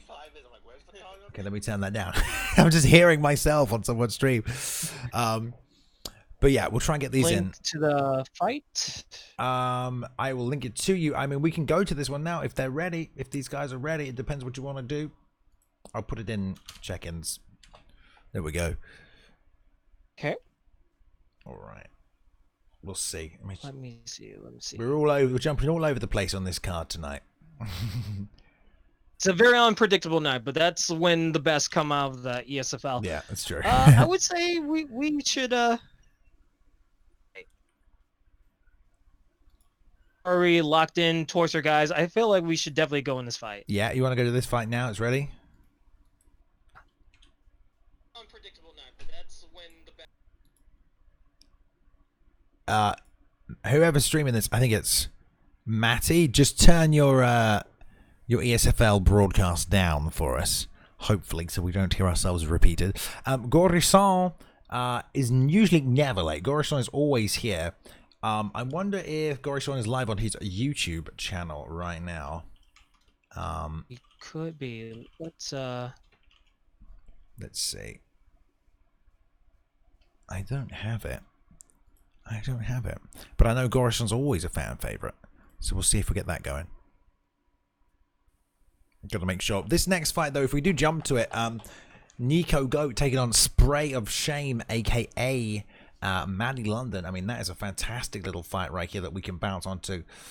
It's, you know, two guys, Nico Goat 2 Anno, Madi London 0 and 2. But again, we talked about Madi fighting the best of the best and, you know, looking for revenge, for vengeance, and for an opportunity to, you know, showcase what he is capable of, what he feels like he's capable of, because, you know, we don't kick people out of the ESFL often if you're going to show up and you're going to fight, but if you're 0-3, man, it's a little difficult, you know, for you to get, you know, many more fights. You got to start winning. You got to pick up pace, especially when you got people like Cobra Kai and Gaza every week trying to show up and fight in the ESFL. So this is kind of a must-win for Madi here, and he's taking on Nico, someone who's undefeated right now. So it's a little tough. absolutely tough. I mean, 2-0 versus 0-2. You always look at that matchup like one side's going to be more dominant than the other. But as you said, Madeline had to face a lot of high caliber opponents in his last two fights. So if he's going to get a win here, he has to do it now. He needs to find a way to defeat someone who is undefeated. I mean, if Nico is able to go 3-0, he's probably in the picture for the #1 contendership. So anything is possible when you go into a fight like this. Yeah, and I'm just jumping to Goryson's stream right now, and he is live. Okay, perfect. So we can jump over to the Goryson fight. Fantastic. Let me drop that in the chat for you. I just couldn't find it previously, but we're good now. Good. Can't miss out. I got the link. You got it too? Super ready. Perfect. Yep. All right, here we go. Right, we're going to jump on over now. Goryson taking on SL Poseidon. And I know you got some stuff to say about this matchup here, don't you, Kings? I mean, Poseidon making his Season 2 debut in the ESFL, going to featherweight division against a fan favorite in Goryson. 2-2. He's averaging 500 in his record, but now he's looking to make the next step, going to 3-2, and maybe go higher up in the main card of the ESFL. So hopefully, if he gets his victory with a Max Holloway pick, I mean, he can definitely do some great stuff in the ESFL. Yeah, I mean, against Zabit, it's going to be a really tough challenge. Max is just super dangerous, so he's got all the tools he needs. I mean, we've seen Goryson look phenomenal. I feel like it's a similar thing with Ad Vader. You know, some people just can't figure out his style. He's a little janky, a little jerky, you know. Thank you for turning down the commentary volume there, Goryson. Good competitor right there. We like that. Get that commentary volume off. We don't want to hear that. There you go. There we go. Yes. Sound effects up. I don't know which one's which, but seems good. But yeah, Goryson again with Max Holloway pick, and yeah, like I said, he's a little herky jerky. We'll see what kind of a style he brings tonight. He's fighting Poseidon. You know, he's a bit of a vet too. And we'll see, man. Goryson, I mean, what's Poseidon's actually 0-0, isn't he? I think. In his debut right now against Goryson, I'm just worried about what's going to happen in the clinch game, because we know Goryson has definitely upgraded his ground game and clinch. So I feel like that would be a big depending factor in his fight. Oh my God. We're just going 100 miles per hour. Yeah, Goryson just running in straight to the body, left hook up top, came back in with another straight lead uppercut. Oh, beautiful double body kick. But return Goryson just 1-2 in right down the middle. This is right at each other now. This is big shots, big spinning back fist, jab, right hook, the lead elbow misses right there, and good body work, return, everybody. God, these guys are just landing shots, no one's missing, everything is landing. Beautiful job, Goryson coming straight back in right there. Holloway pressure, great job, and breaks the clinch, wants nothing of it, misses with the 1-2 lead uppercut too. Goryson is putting on, that is an incredible intro into his fight. He's making his opponent whiff. He's on his opponent, and he's just putting some hits on him. Man, Goryson coming out with a statement right now. Something to prove tonight. Just non-stop pressure, double uppercut off the lead, onto the rear. Just no respect at all for Poseidon. His debut breaks from the clinch right back at him. And Poseidon's trying to get a lot of these league leg techniques off, but he's throwing these a little too close, which is why that 1-2 is coming right down the middle every time he does it, and it's getting a little predictable. There, nice little steps in, steps out, 1-2 whiffs, and right back in with 1-2 of his own lead uppercut, misses this time. Poseidon unable to return, tries to get a slip elbow back off there, just out of range. There's the switch, but again, like we said, Goryson reading it. He's thrown so much off that lead leg. Goryson knows it's coming. Jab, rear hand misses, and just gets out of the way right there after pepper him up a little bit. Oh. Yeah, I mean, so far Poseidon is just reacting. He's on the back foot. His back is always to the cage. He doesn't even step in towards the center of the octagon, while Goryson is just maintaining octagon control like it's nobody's business. Yeah, he's doing a good job using some head movement now. Poseidon slipped off, landed a nice right hand in there, angling out with a straight right to the body. That's going to stop and slow down the attack of Goryson, who's doing a great job of stepping in. And now there's the lead body kick again, throwing him a bit too close. Walks right into that shot, eats a cheeky left hook, and he's just face planted on the canvas right now. Goryson on top, see if he looks to finish or stand back up. And he wants it back on the feet. Not surprised. Yeah, I mean, he's been like virtually perfect going in the stand-up game, so I'm not even surprised making his opponent whip, but oh, beautiful just pull. Constant pressure. Nice pull counter into a straight right, but yeah, this pressure from Goryson again, man. He went low twice with the left hook, man. What a little for a third time. I love it. I love it.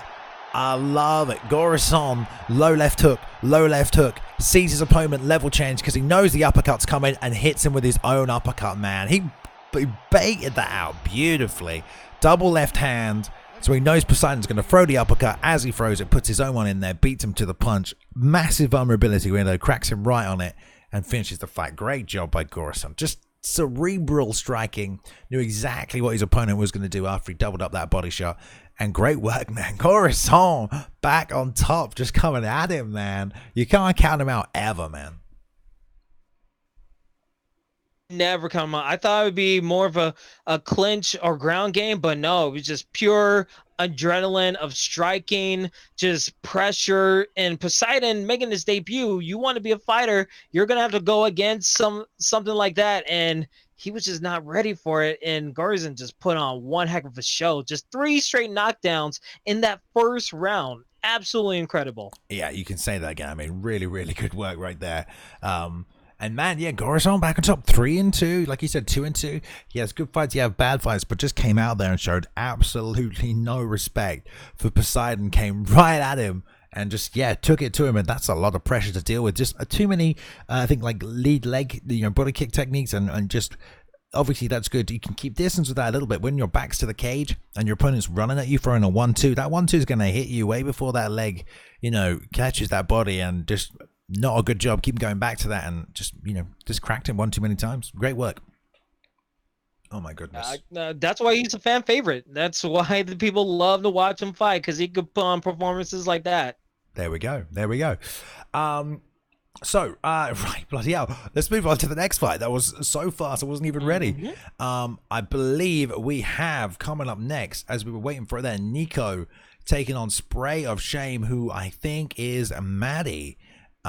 Who recently changed his name for some reason, but he's here now to fight right now at middleweight, taking on Nico, which is no small task at all right here. Yeah, I mean, this is a big fight for both competitors. Nico 2-0. He could be 3-0 and go up to the upper echelon on the main card for the PS4 side.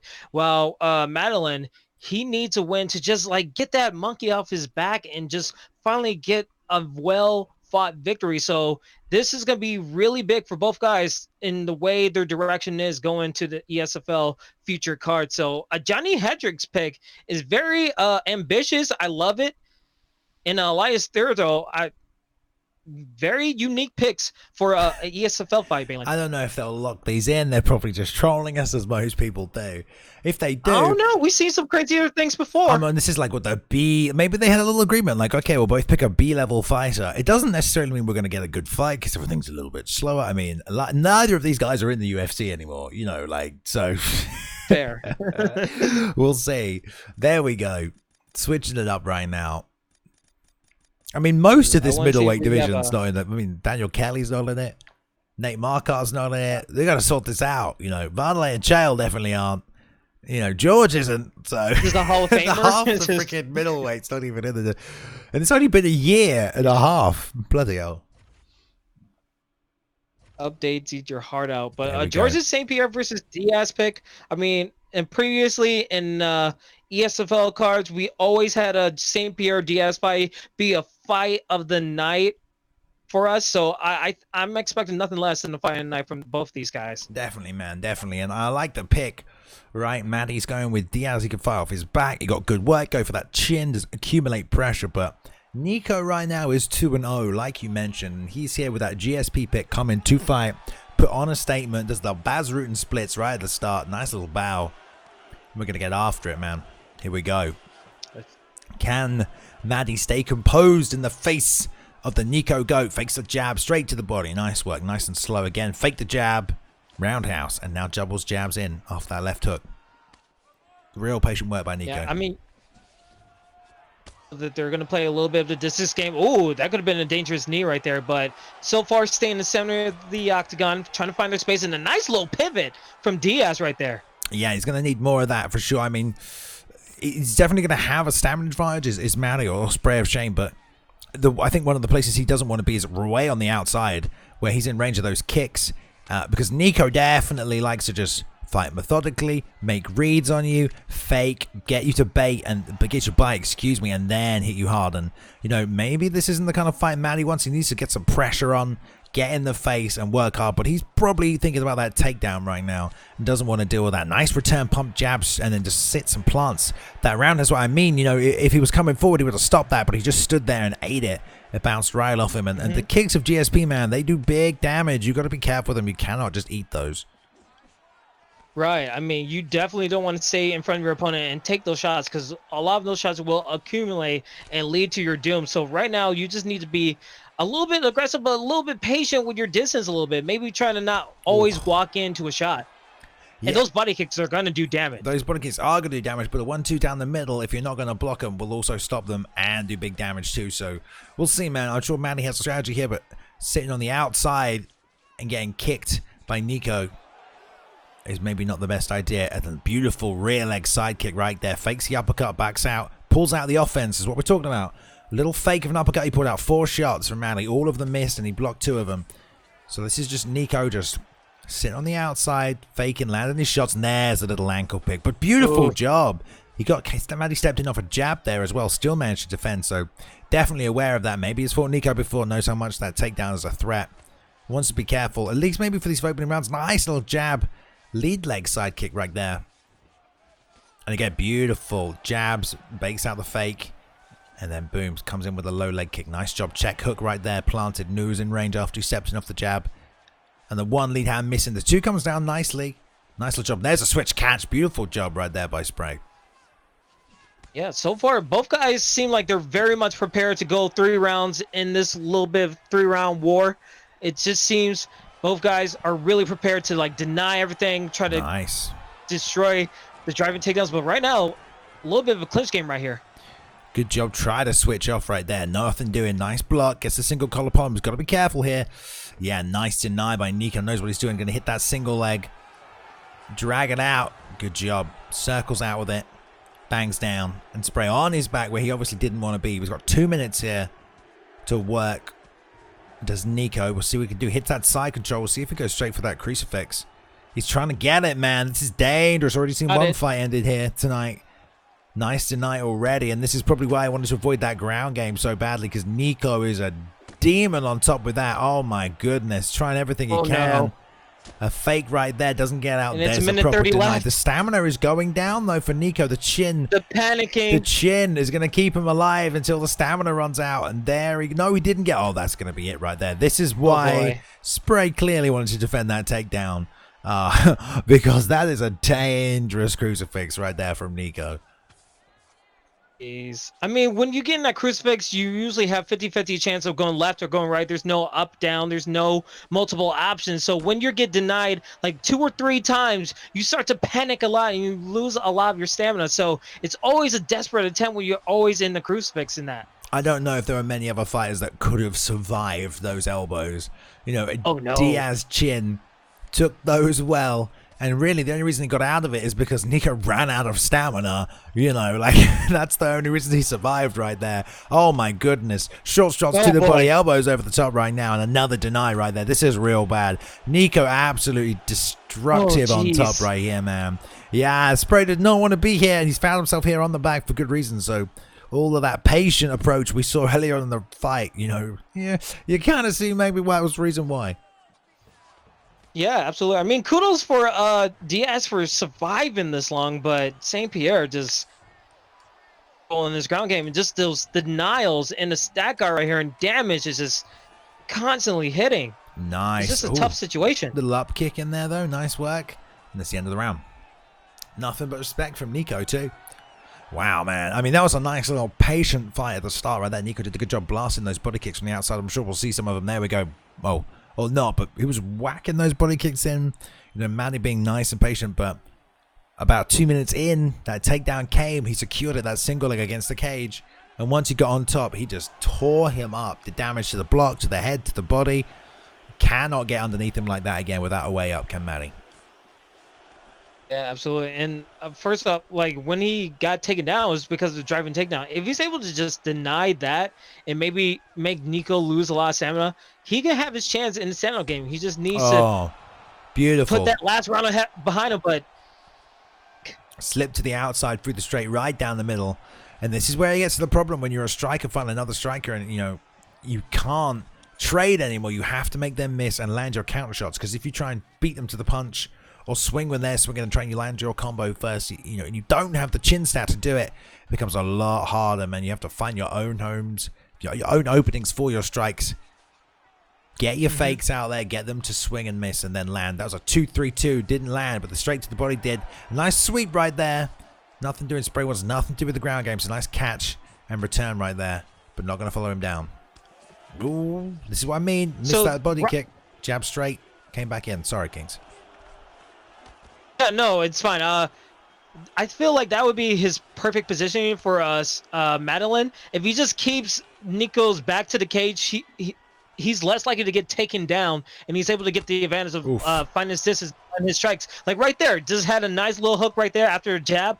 If he just continues to do that and have Nico's back to the cage, I feel like he could get back in this fight. Well, he is playing a lot more pressure this round, and this is what he wasn't doing in the first round. This is what we talked about a little bit. You know, he was sitting way on the outside and he's getting hit with them kicks. But of course, when you're that close, those uppercuts can come up the middle. He's already taken a big amount of damage to his chin. So any kind of trade that happens, man, you got to think it kind of favors Nico right now, all these little trades, but definitely doing a lot better right there because those kicks aren't able to land. He's not on the outside of him, and any pressure he applies is going to beat those kicks to the punch because he's throwing those punches. But walk straight in. When you're moving forward, you are more vulnerable to every strike because you're walking into it, and there the big uppercut lands.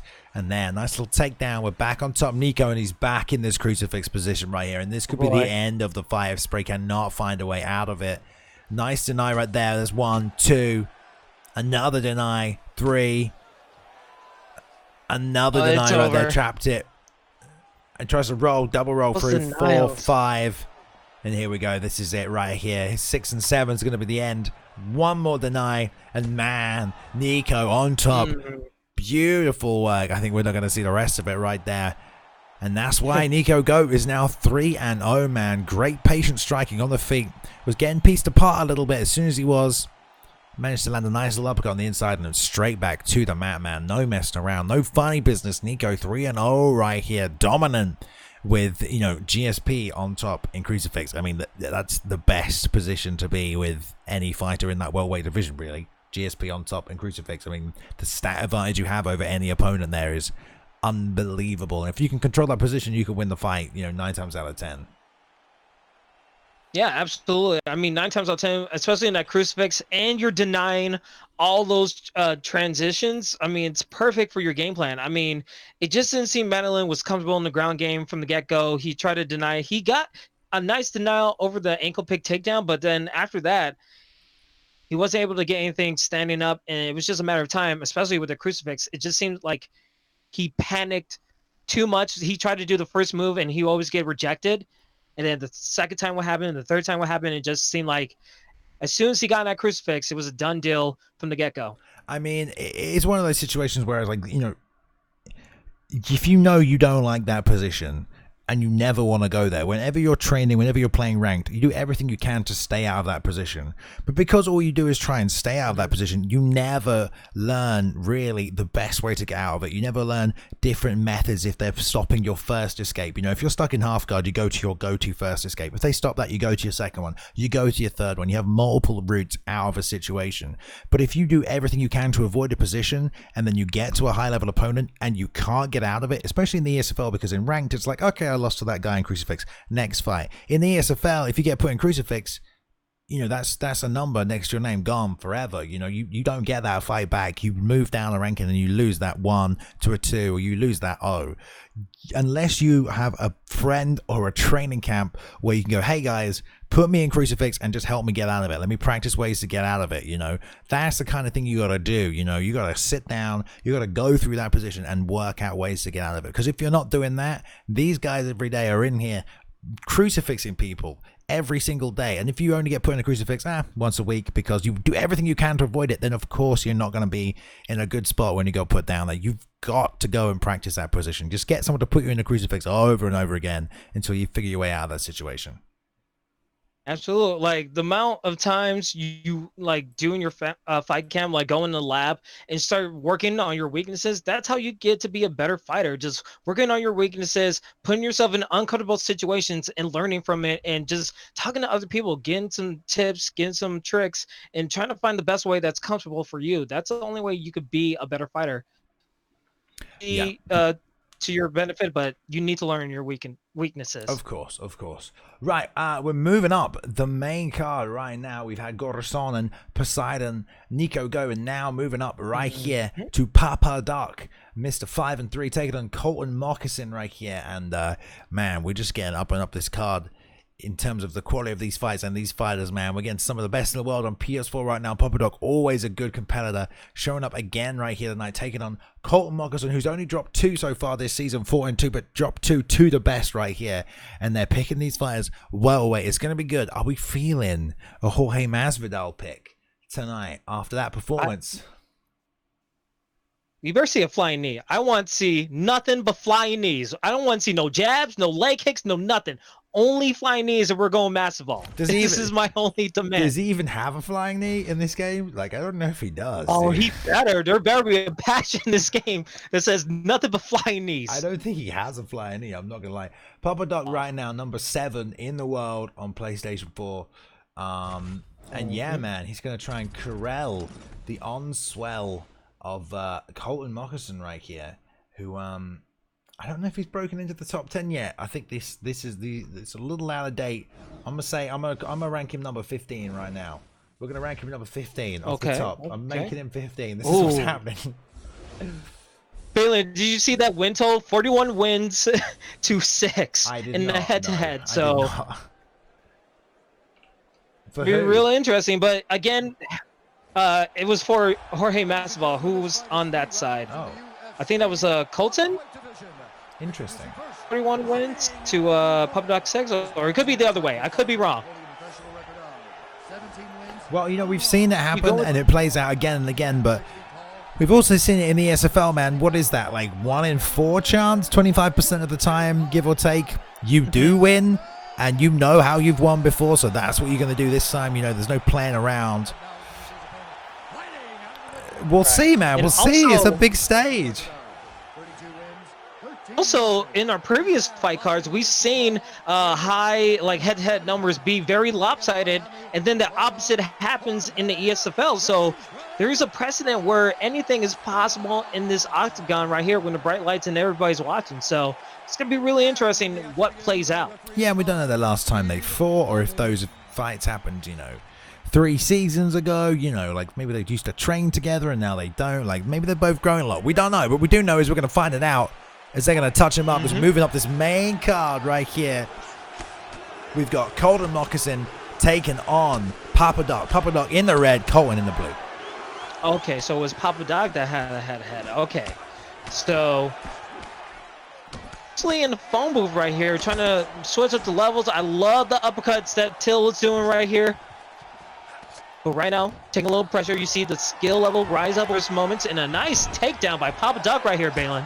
Yeah, Papa Doc securing that top position. Maybe he feels like he's been victorious there before. The non-stop punch. Look at this, like Don Fry and Takayama right here, just trading in the half guard position. No posturing up, no extra damage. Just the short shots coming. Nice pummel through there. Half guard hits a side control straight away. And Till on the bottom here with Monsieur Colton. He cannot see here. This is not good. Masvidal has great top control for a striker, really, compared to Till. Got the stat advantage right there. He's got some good transitions too, and there, straight out on the back, immediately swings that second hook in, and this is not good for Colton, man. He's got to find a way up here. Stops that choke from coming in. Papa Doc's a little down on the stamina, still enough to deny right here though, and there, flattens him out, stretched him in, grapevining. Nice little job blocking through there, but cost the stamina on Colton, and it's slipping down less than half right there to roll through to full mount. This is not good for Colton. Still early in the fight, he can get up, he can still win this. But he cannot stay here for another 2.5 minutes because he will not be looking good going on through this fight. Yeah, I mean, there's you don't want to panic in this situation. You definitely have plenty of time, especially with a Darren Till pick. You just want to be patiently get out of your way and not take as much damage in this side control right here. But these styles are just attacking the body, and the forearms are just doing so much. Nice job stuffing that underhook on the far side right there. He tries to sit up, nothing doing, stuffs the head straight back down, holding that position. Sometimes that's a cheeky little get up there. Colton trying to do what he can, recontrolling posture. Nice denial. 2 shots. He's going to go for a transition. Yes, and he goes for a triangle choke. Maybe he feels like he might be able to get a sweep. I don't know if he's going to get this a 5-stage submission. Don't know if he's subbed him before from here. Colton moving on to the 3rd stage right here, though, trying to push top down and side escape. Moving on through, but no, nothing further than that. Stays in with full guard, though. Trying to get some points on the board. I don't know. Colton here, foot on the hips fake. Little hammer fist down from the top. Nice deny right there. This is where he's got to move. That's a big deny. He keeps denying and landing 2 shots. I mean, he needs to transition straight away right here. The get up is right there and grabs it. Good job. Less than half stamina though. Well, it was fairly even. Nice jab. Oh, yeah. Coming straight, been snacking now. And he's just whiffing that big left hand over the top. There's the body shot. As Colton's moving forward, trying to land the elbow straight left. And gets his own roundhouse right here. Oh, ducks under, trying to throw that big left hand and eats another shot. And this is not what Colton wants to do right here. He needs to be technical, stop those takedowns as Papa Doc's just swinging hooks into the body right here, flipping in that big right hand. Man, makes it the 2nd round. Massive Papa Doc. Great moments in that 1st round. He was able to get that side control, posture up, and just attack the body and attack the face. I mean, look at these replays. And also for Colton, he almost had a submission attempt, and he got to the 3rd gate and the 5-gate submission. So be on the lookout. If he gets taken down again, maybe he'll go for that submission. He was able to get some denial. So anything is still possible going to the 2nd round for both fighters. Yeah, I mean, we'll see how it plays out. Papa Doc definitely coming forward with the pressure, just winging off these 4-punch combos, doing some great body work as well, and snapping those kicks in. But Colton here seems a little herky-jerky, man. It's almost like he knows he's lost a couple of times, that he's kind of getting a little desperate to fire off his offense. He needs to kind of be a little patient, get some front kicks in there, play that belly kick off your straight left and your head kick off your straight left. Just relax, a little patient, try and control the pace of the fight. Nice 1-2 and another 1-2 right there, and a 1 into that big left hand, and now pushing forward again, but again can't get too reckless. A nice little slip by Papa Doc, being real patient there, planting his own 1-4 with the big right hand. Oh, beautiful, straight into the left hook, and then 3 body shots to follow up. Inside leg kick to stop the pressure, but Colton just winging like that. That's not good. Yeah, it just seems like after he gets hit with a massive combo or just like beautiful some big strike, again. He gets hit and he tries to go for a home run, and it's just not working for him. He's whiffing a lot. Didn't set that kick up, did Colton. And yeah, just perfectly timed straight right left hook by Papa Doc. Just saw it. Window was there for it, so Colton got to set them kicks up, can't stay on the outside and whiffed it. And he's leading with the straight all the time and stepping forward into it. And that's really, really, costing him when he misses with it. He loses the stamina. He's right in range for Papa Doc's counter, and he's going to take more damage because he's left himself open. Oh, there's a body kick. Ooh. And a knee. Be on the lookout for Till. He was able to get a hug and then an uppercut, and now going to his clinch position. Maybe he's going for the knees. Nice break. He might have a chance to get back, but nice break, as you said. Colton just firing here right now. It seems a little reckless to me. We've seen Colton fight a little bit more patient than this. Straight left there. Nice little timing on the rear uppercut, but threw an extra punch on it. That's just going to drain that stamina a little bit, and Papa Doc probably going to get a little calm now. Now faking, lands his own body kick, but he's a double uppercut. This is what I mean. You've got to be so careful throwing those body kicks. If you're anywhere in range, you can take some damage. And there's a teep down the middle. Stepped into it though, so the wind up, and there's a rear uppercut again, lands it. Goodness. Nice little slip to the outside of that jab though, keeps him in the fight. Now the fakes coming out from Colton. Into the uppercut, just changed his whole fight. Colton had a chance, but that stamina is just so low. Anytime he tries to do a 3-hit combo, it's just to his non-benefit. Man, he rolled right over to land that left hand over the top, but it didn't even phase Papa Doc. And the stamina, you know, it is partly because Colton's missing and swinging big, but it's also all that groundwork in the beginning of the fight. The domination right there, the damage, the control, that really wore on Colton early on. And all these body kicks he's been eating, man. He's been not checking any of them and not really paying attention, but he's got to worry about his body more than his head health right now. You can be sure of that, because that body is starting to deteriorate. And more of this, but again, every level change, he's just whipping that rear left uppercut up down the middle and catching Papa Doc with it over and over again. The move of death has appeared again. I mean, Papa Doc has this round, but he needs to watch out for those stuns and just ducking down. Nice deny on that single. He tried. Oh, he got that through there. The block is too low. Oh, the head kick just didn't land. He's going to run the pipe for the single leg and finish on top. But man, if that head kick was in range, there was no block right there at all for Papa Doc, and Colton would have landed clean with it.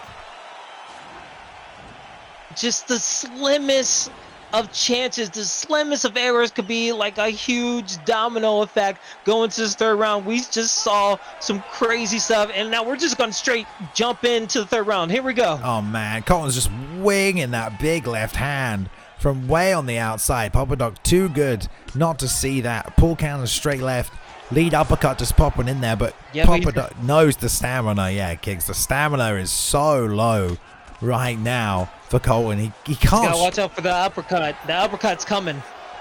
Both. Nice slip to the outside of that jab. Covers up for the straight. I feel Papa Doc's just trying to set up the shot he wants right now. Here comes that uppercut. Oh, double hooks to the body. Ooh. Papa Doc piecing him up right there. Big right hook. Planter, nice roundhouse off that straight. Whiffs on the head kick, but man, that body, I'm telling you, is way more hurt than anything else. Needs to go back to it. 2 more of those roundhouses. This fight could be over. Again, if Papa Doc does a mistake, but it doesn't seem like it is. He's attacking the body, and that body, as you said, is really hurting. But again, one uppercut could change this whole situation. 2-3-2, beautiful. And another one tries to follow it up again. Slip, nothing doing for Colton. Papa just piecing him up now. Knows he can sit just outside range. There's the body kick. Too much damage. Colton unable to find a home for any kind of offense. He's going to have to try and wing that uppercut up the middle, like you said, because he's got not many other choices. Overhand left. Whoa. He definitely wants a home run hit. He just needs to pick his shots. Ooh. Front kick up the middle, but there's no power on it. Gets that full tie clinch again. And again, same. Fake pummel into the single collar and the break up the top from that time. Oh, there we go. 3-2-3 that time. Double jab, straight right. Straight right. One more time, trying to power through. Fakes it. That roundhouse is coming to the body. Oh, 2-3-2-3 one more time. Oh, my goodness. Just poking him with the jab. And there's the head kick finish. Beautiful job. Jab, in range. Bam. Head kick flicks up top. So great work there by Papa Doc. And yeah, you can see the amount of times they're fighting starting to show through. And I think that affected Colton maybe. I don't know. Maybe he'll tell us differently. But he seemed a little desperate to get big shots off early. He was swinging big and missing right there. And that's a clean, cold KO right there after the double jab. That time he faked it. Look, the slip, he tried to slip it. Boy. He jabbed, and he literally slipped the right way. The slip comes out. Oh, I'm just going to slip the outside. It's not a jab. It's a head kick, and I'm right into it right there. So nicely set up by Papa Doc. Yeah, I mean, that's been set up since the first round. It wasn't a flying knee, but it was a beautiful head kick to the dome against a swing Colton. Colton, he was able to get some good, bright moments in that fight, but Papa Doc just able to get that head kick and just do what he wanted. Just a great fight in general. Yeah. Good work.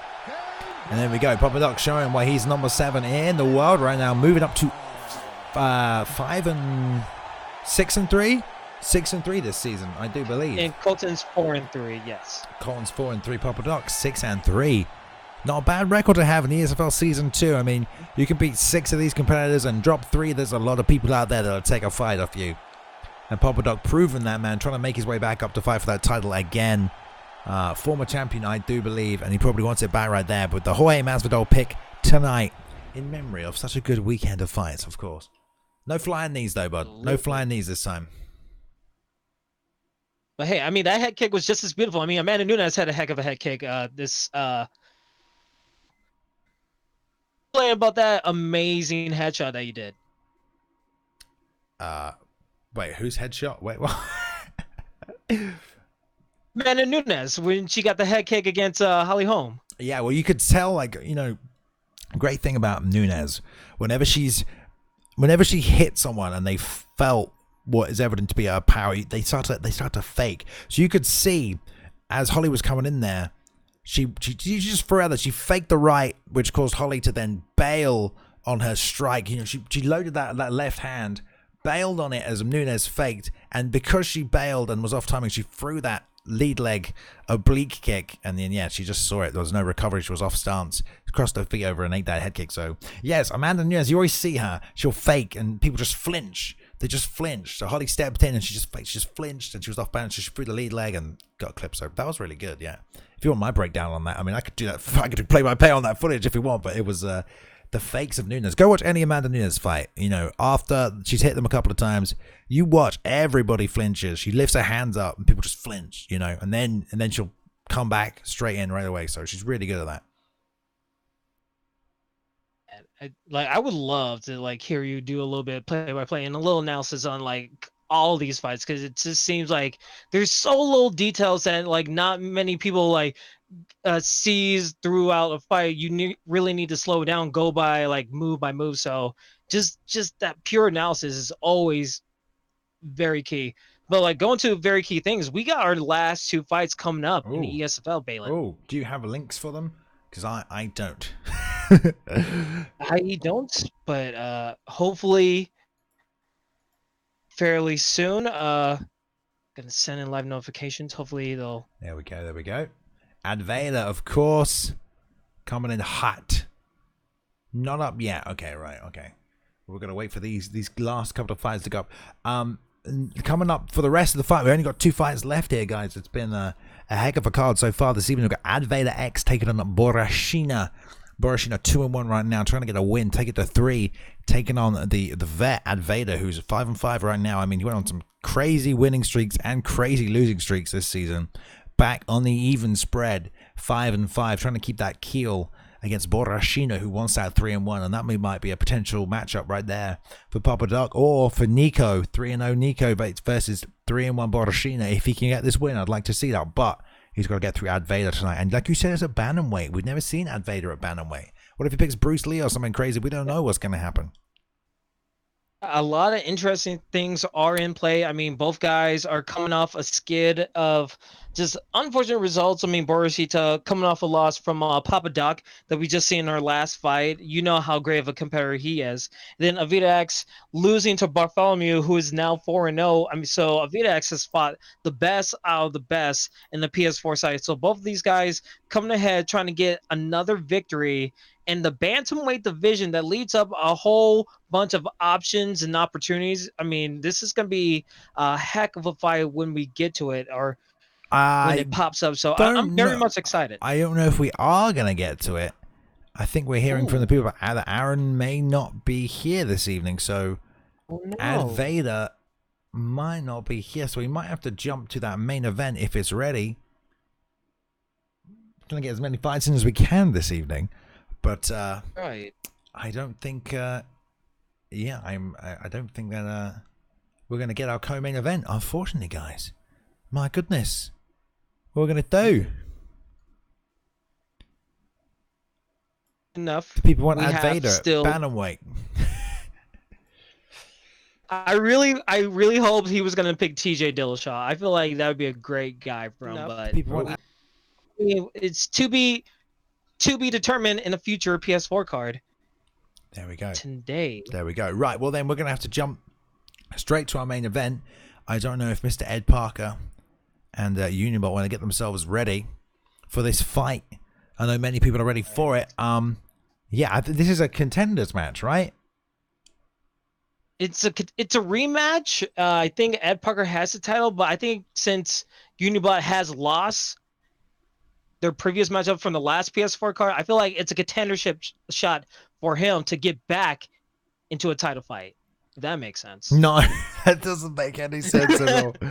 I don't know. I'm just here to commentate. This is a situation, guys. Both of these guys fought each other last fight card in ESFL 70. Edparker became the winner in the title rank. He has the current title right now. Edparker has the current title by beating UniBot from the last fight card. So now we're having a rematch to see if UniBot can earn another shot at Edparker by beating Edparker. So it's like a best 2 out of 3 in a way. All right, that makes sense. That's good. Well, hopefully these two can get it ready. Yeah. We can get on with our main event of the evening. I assume Ed is streaming, not Uni this evening. Get the update from the... I can't wait till UFC 4 with a spectator mode and all of this can be over and we can just spectate. We don't have to do this. It'll be fantastic. Just jump straight in. Be amazing. If that better go in. If any game changers are listening, just beg and plead, please God. Then we get a spectator mode. Or a tournament, like a card mode, where we can build our own card, alright, of multiplayer fights. We can just schedule a whole ESFL card. We just put in one spectator slot and each fight just appears one after the other. We don't have to move or do anything. It'd be fantastic. Yeah, it would be really good to have like some type of like competitive online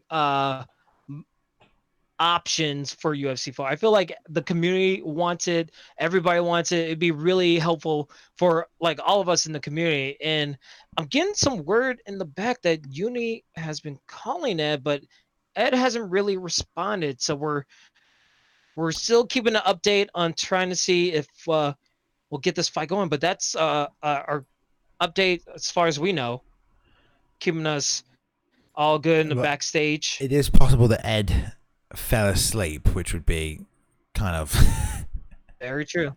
There's been a precedent. Yeah, it's true. Hopefully not, because we lose our co-main and our main event this evening, which hopefully isn't the case, because we are here, good to go. We're here, Kings. Should we just fight, mate, and we'll just stream that? You know what? I'm tempted. I'm very much tempted. If we could only go bantamweight, that's my only condition. I could go bantamweight. All right. I'm on Xbox, so I don't know about that. Or so hey, UFC 4, if you could have crossplay as well, like add that on the list. Easy. Well, we could do that. That would work. I know a guy. Pry's here. Look, I'll fight Pry. We'll do that. Easy. I haven't picked up the controller in. I haven't launched the game in a month, but I'll give it a goddamn good go. I would love to see that. That'd be amazing. Oh my goodness. We can fight Uni. Let's have a little exposition and see how bad I am at the game. We'll see. We'll see. Pry wants to step in for a short notice title shot. Ooh.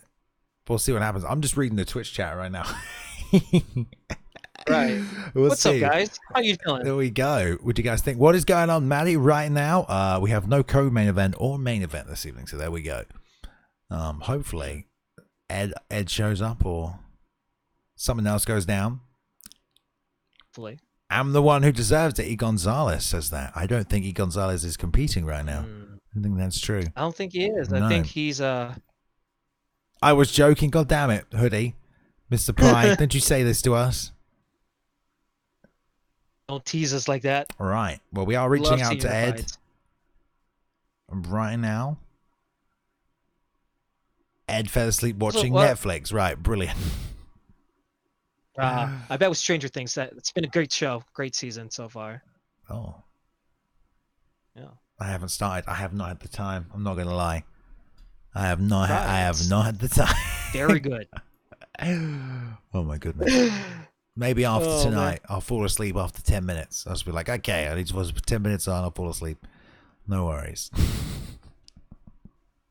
Right. But going back to this fight card right here, what are your thoughts of the fights that we had so far? Well, let's have a quick look. Let's run back down through it. Cobra Kai and Gaza kicking off the night. Gaza looking real good. Cobra Kai coming a little sloppy, a little aggressive. So Gaza looks good, man. That's 1-on-1. He's in the ESFL now. He's going to move up a little bit. Maybe fight one of the other first matchups we had. We had Wrestler, Cause of Death. Wrestler coming in with that Tony Ferguson pick, taking on Habib right there. That was a great little matchup. But Cause of Death coming out with the win this evening. I mean, that was kind of a strange fight. I thought Wrestling did enough. Had like 4 minutes of top control, 7 takedowns, but apparently not. Good work from like the single collar clinch. I think that's what won the fight for Cause of Death. He's chipping away those uppercuts, doing big damage. So that was kind of a crazy fight, right? Yeah, absolutely. I mean, like, we have seen some incredible fights, especially incredible rounds, especially in the third round where one fighter gets a little bit desperate, but then you just see both guys go all out from the get-go. One thing that I think was absolutely amazing was Goryson going 100 miles per hour and putting on a clinic with Max Holloway against his opponent, SL Poseidon, who was making his debut. I mean, we saw incredible rounds by all these competitors so far. Yeah, Goryson came out showing no respect right there for Poseidon tonight. Just took it to him. I mean, Poseidon 0-0 making his debut over here on the PS4 side and just, I mean, could not deal with the pressure of Goryson. Max Holloway is a deadly striker. And Goryson just taking full advantage of that tonight. So that's good for Goryson, man. Good to have him back. Nico taking on Madi right there. Showing that ground game. Nico 3-0 right now, man. I mean, I don't know anyone who's been able to stop that crucifix, that top pressure. Just taking GSP and fighting really well, taking it nice and slow, working the outside, getting that top control. So that was a great fight too. And then Colton, Papa Doc right here. I mean, that was a great fight. We just seen that one. So those two put on a great show, and Papa Doc showing why he's beating them 53 times right now. Right, apparently. Yeah, for sure. I mean, do we have something? No? Okay, I'm looking in the wrong place. Am I looking in the wrong place? live notification. So we got word in the back that it's going to be pre-United versus UniBot in the main event in the middleweight division. So huge change of events, very much a main event caliber fight right here, and I'm super excited because we're going to see some barn burner type stuff right here, Balin. Oh yeah, you can say that again. I like the picks already right here. Unibot versus pre-United. I mean, pre-United on any given day can beat anybody on any given day, you know. I like to think of myself like that, not too bad. But right here is going to step on up. This is how, you know, champions are made in the ESFL. Short notice title shots, and we've got one right here with a contender spot. UniBot taking on pre-United, snapping in that Bisping pick right here. Gonna go ham as he does, you know it.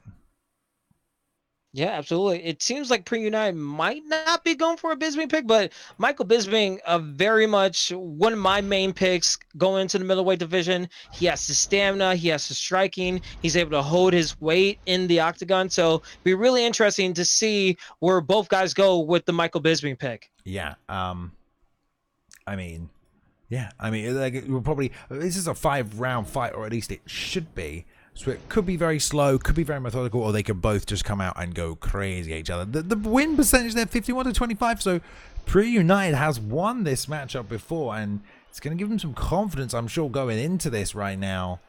I mean, I'm kind of excited. It's a little late notice, a little different. But if anything, we know Michael Bisping is capable of anything on short notice right here. So we'll see what it is, but they're going to touch them up and get after it right now. Pre-United taking on UniBot. Not the fight we wanted, but it's the fight that we got. Yeah, absolutely. And again, it's not 3 rounds. It's a 5-round main event war that's about to transpire, as both guys are just going to take a little bit more time strategizing, find their ways, find their openings to make sure their opponent is in their heads. Oh, nice. 1-2 right down the middle. Pre-United coming forward, that southpaw stance. Fake on the outside. Coming down with that straight to the body. We've seen that all night, but of course, you can't go to the well too much on that. That uppercut will be there. And look at the footwork, just in and out. Bisping just double jamming from the outside. This is what the Bisping matchup is like. Just, you can just throw your jab, doesn't matter if it goes anywhere near them. You got the stamina, it covers the distance, and there's a nice 1-2-1-2, catching them with the straight at the end right there with the 4-punch combo. We didn't see any kicks yet, just pure boxing. Nice. So far, oh goodness, the uppercut with the hooks. Unite right there, and you can just see the distant game is very much in effect with a little bit of a pivot from pre-United, but Bisping, UniBot, he's trying to get his way back into this fight. Yeah, he is. He's stepping forward. There's a big left hand as well. Pre-United finding home for these strikes. Moving in and out, fighting off the back foot here quite nicely. And reading quite easily. UniBot stepping in there. 1-2, double fake, and then came back with a jab. Doesn't get it and popped him twice in the face with a little jab. And Bisping's jab, he throws straight off the elbow. There's no flare on that shoulder. It just comes right down. It's almost like a paw, just putting it forward in your face if you stand still and throw it. And so it comes out really nice, really quick. UniBot just doing a nice job with doubling up there. But there we go, 1-2, and then a big roundhouse from pre-United. The first kick of the fight.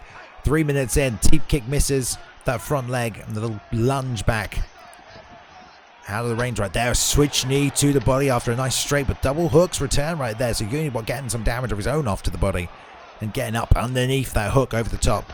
And bam, catches it though. He knew it was coming off the 1-2, so they're both making reads right here, and we saw the first half pre-United pushing UniBot to the cage. They're all so far this second half of this round, UniBot has had pre-United right backed up against the fence. Yeah, it'd be really interesting if UniBot picks up on how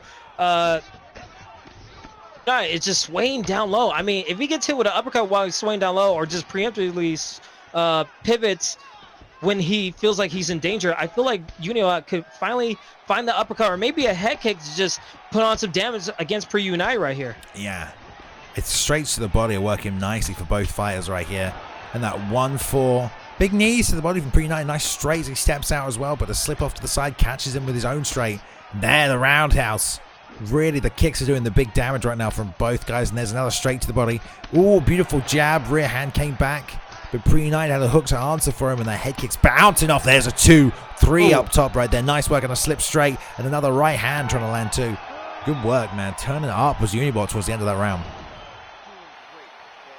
I mean, you saw the constant pressure. I mean, the way the round ended, you can see pre-United's back was to the cage, and just the suffocation by UniBot just all the way in his face. Let's see if it transpires in the second round right here. Oh, nice work with the 1-2. He's going to keep up the pressure. 1-2 pre-United into that roundhouse right here. And we'll see who does take that front foot forward right here. There's the double jab and the pivot out to the side by pre-United. Both reading. I love they just both walk in and jab each other in the face at the same time.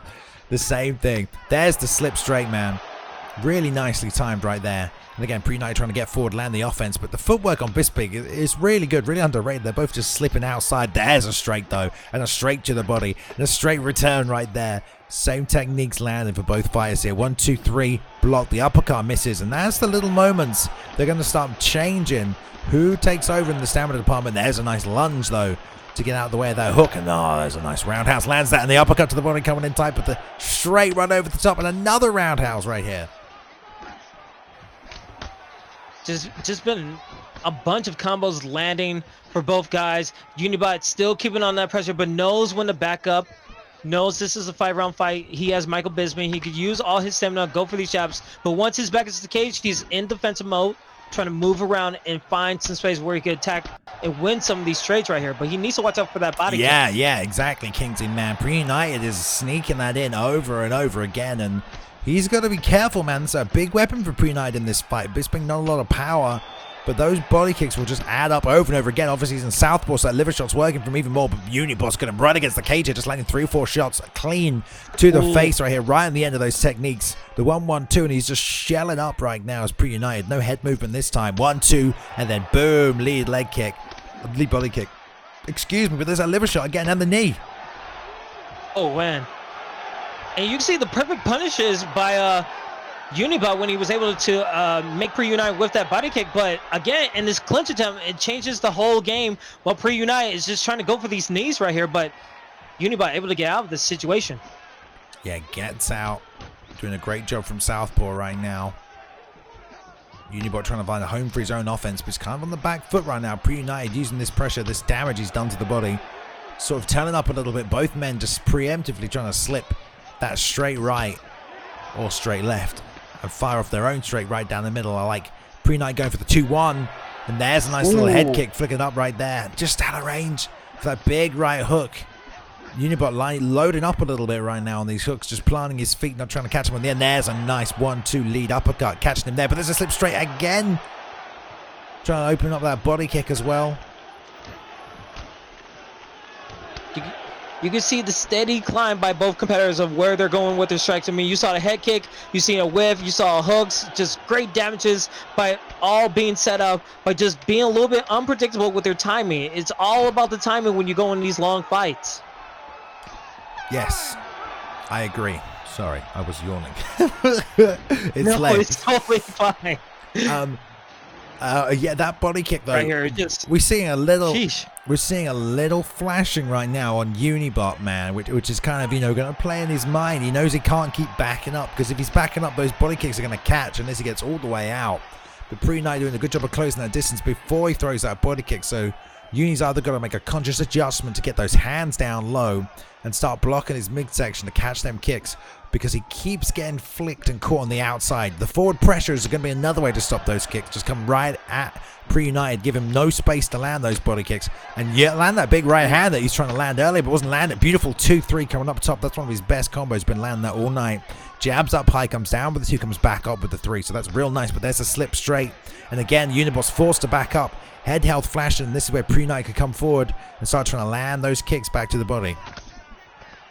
Just 3 key moves that happened when Pre-United's back was to the case. He was able to slip successfully twice over those straights, able to move a little bit to the right, and just able to back off UniBot where he could just put on his pressure now. It was all pressure from the UniBot from the beginning, but now Pre-United's on the front pedal and he's ready to attack. Yeah, definitely this fight right now, whoever's going forward seems to be the one dictating the place, landing the shots and winning the fight, and it seems to be something as simple as that. Little slip straight, the momentum shifts right back the other way, so head movement very key in a fight like this. Fake jab, rolls under the left hook, and the 1-4 lands, but the 2 comes right down the middle as well for Pre-United, so it stops any forward attack. I'd love to see Pre-United go back to those body kicks, but the 1-2 right now on Pre-United is taking half himself, and there's that body kick. Caught it this time, nice check left hook. Catching him right there and landing his own 2 to the body, but oh man, they're both so good. Backing up, big overhand left landing. Those are definitely going to do damage. I mean, he had the head kick in the second round. Oh, there it is. Now that overhand. He's looking for big shots, Balin. Big rock right there, but a nice catch of that kick. Going to stop that forward offense right in his tracks. It was a huge monster left hook off that jab that UniBot's really been digging for off his jab right hand, but this time taking a page from his book, and there's a little chopping liver shot right there. That body kick at the end, but the slips coming out from UniBot, trying to slow down the pace of this fight, slow down the pressure, blocking low. 1-3-2 coming back right there, landed nicely. Now slip 2 doesn't land this time though. So UniBot still looking for offense, even though he's moving backwards right now. This is a very close fight. I mean, we see the big shots by Pre-United, but the constant pressure by UniBot. Both guys definitely have their head held going low. Any type of mistake could lead to their downfall, so they need to have just perfect defense right here. And you can see the slip down from the straight. Perfect from Pre-United. Man, he got out of the way. That uppercut and landed there 2 right down the middle. Keeping his hands high right now is UniBot, but that's going to open up that body. So if I'm Pre-United, I'm trying to hit that head and then land that body kick, because it's going to do a lot of damage at this stage. We've still only got 10 seconds left in this round. Both men hurt. There's that body kick again right here. After that body kick, that's going to work wonders. I mean, both of you guys are fairly even going with the head hunting, but if you just incorporate some leg kicks, some body shots, it could definitely do wonders for this championship round right here. That's all it takes. A 1-2 right down the middle, right from the start. Pushing forward with the pressure, trying to find a home for the left hook. Fakes the jab, left hook. Fakes the jab straight right. Fakes the jab straight again to the body and coming up top of the left hook. So Pre-United just opening up and not giving Uni a chance to defend his button and all these feints right now. But he's recovered. Yeah, he's definitely recovered. He's trying to fight back, but the block gauge being low and not able to do. I don't think we see him do like one head or overhand or like any much of a big shot. It's just been standard combos. Yeah, standard combos indeed. But that's all it needs. And when they're trading right now, Pre-United seems to be getting the better of these exchanges with that straight piston left. Over and over again. There we go. We see it land as he slips. Oh, a double flying knee off the lead leg. Oh my goodness. rocking Pre-United, who slips that straight. This could go either way right now. Both guys are hurt. 3.5 minutes left in this 4th round. Bells, ladies and gentlemen, it's about to be a ride right now. We'll see. Here we go. It's going about who doesn't make a mistake right here. 1-2 head kick blocked. Woo. There's a switch knee, catches, and there's a nice little lead hook. Southpaw switch, big left hand, trying to bait it out. 1-2 head kick blocked though somehow. I did. I don't know what Pre-Unite has to do something. He needs to go with a head kick, maybe an overhand, just step out and then step back in and just unleash that overhand. Maybe try to find the distance. His back is to the cage. He can't move back as much. Great work, landing that body kick once again. Keeping him right on the edge of these punches. Just threatening with everything. But his head health is flashing, man. Pre-Unite's body is fine. Pre's got to keep his hands up as we say that. Oh my God. Both men, such good killer instincts. They're setting these final shots up so well. And anyone else, I feel like these would land and end the fight. But they're just not, man. They just managed to stay in it. Both of them. They're so good defensive in these survival mode situations. These head kicks just at the end of 3-punch combos when your opponents are rocked are just bouncing off blocks, man. It's crazy. You know what to be. I mean, if he does a head kick or overhand, if he gets that block gauge low, he's able to take advantage. That will link into the damage. And look at that. Huge. Big elbow coming up with the left hand. There we go. Drops him once again with the straight left. And they're on top. Pounding the body. Probably going to ride this round out. You can't really finish your opponent with body strikes from postured up full guard, but you can definitely finish with the head punches. You're going to open up them head shots by softening the body. Pre-United not taking any damage from this position, but he gets up somehow. Does UniBot.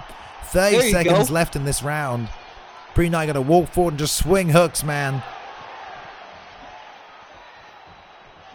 Everything's just blinking for UniBot right now. The body health, the head health, any little punch, nice any little job. kick can do damage like right there. Oh, the clinch. The veteran clinch move and denies the transition. Man, he's going to get one more round to recover.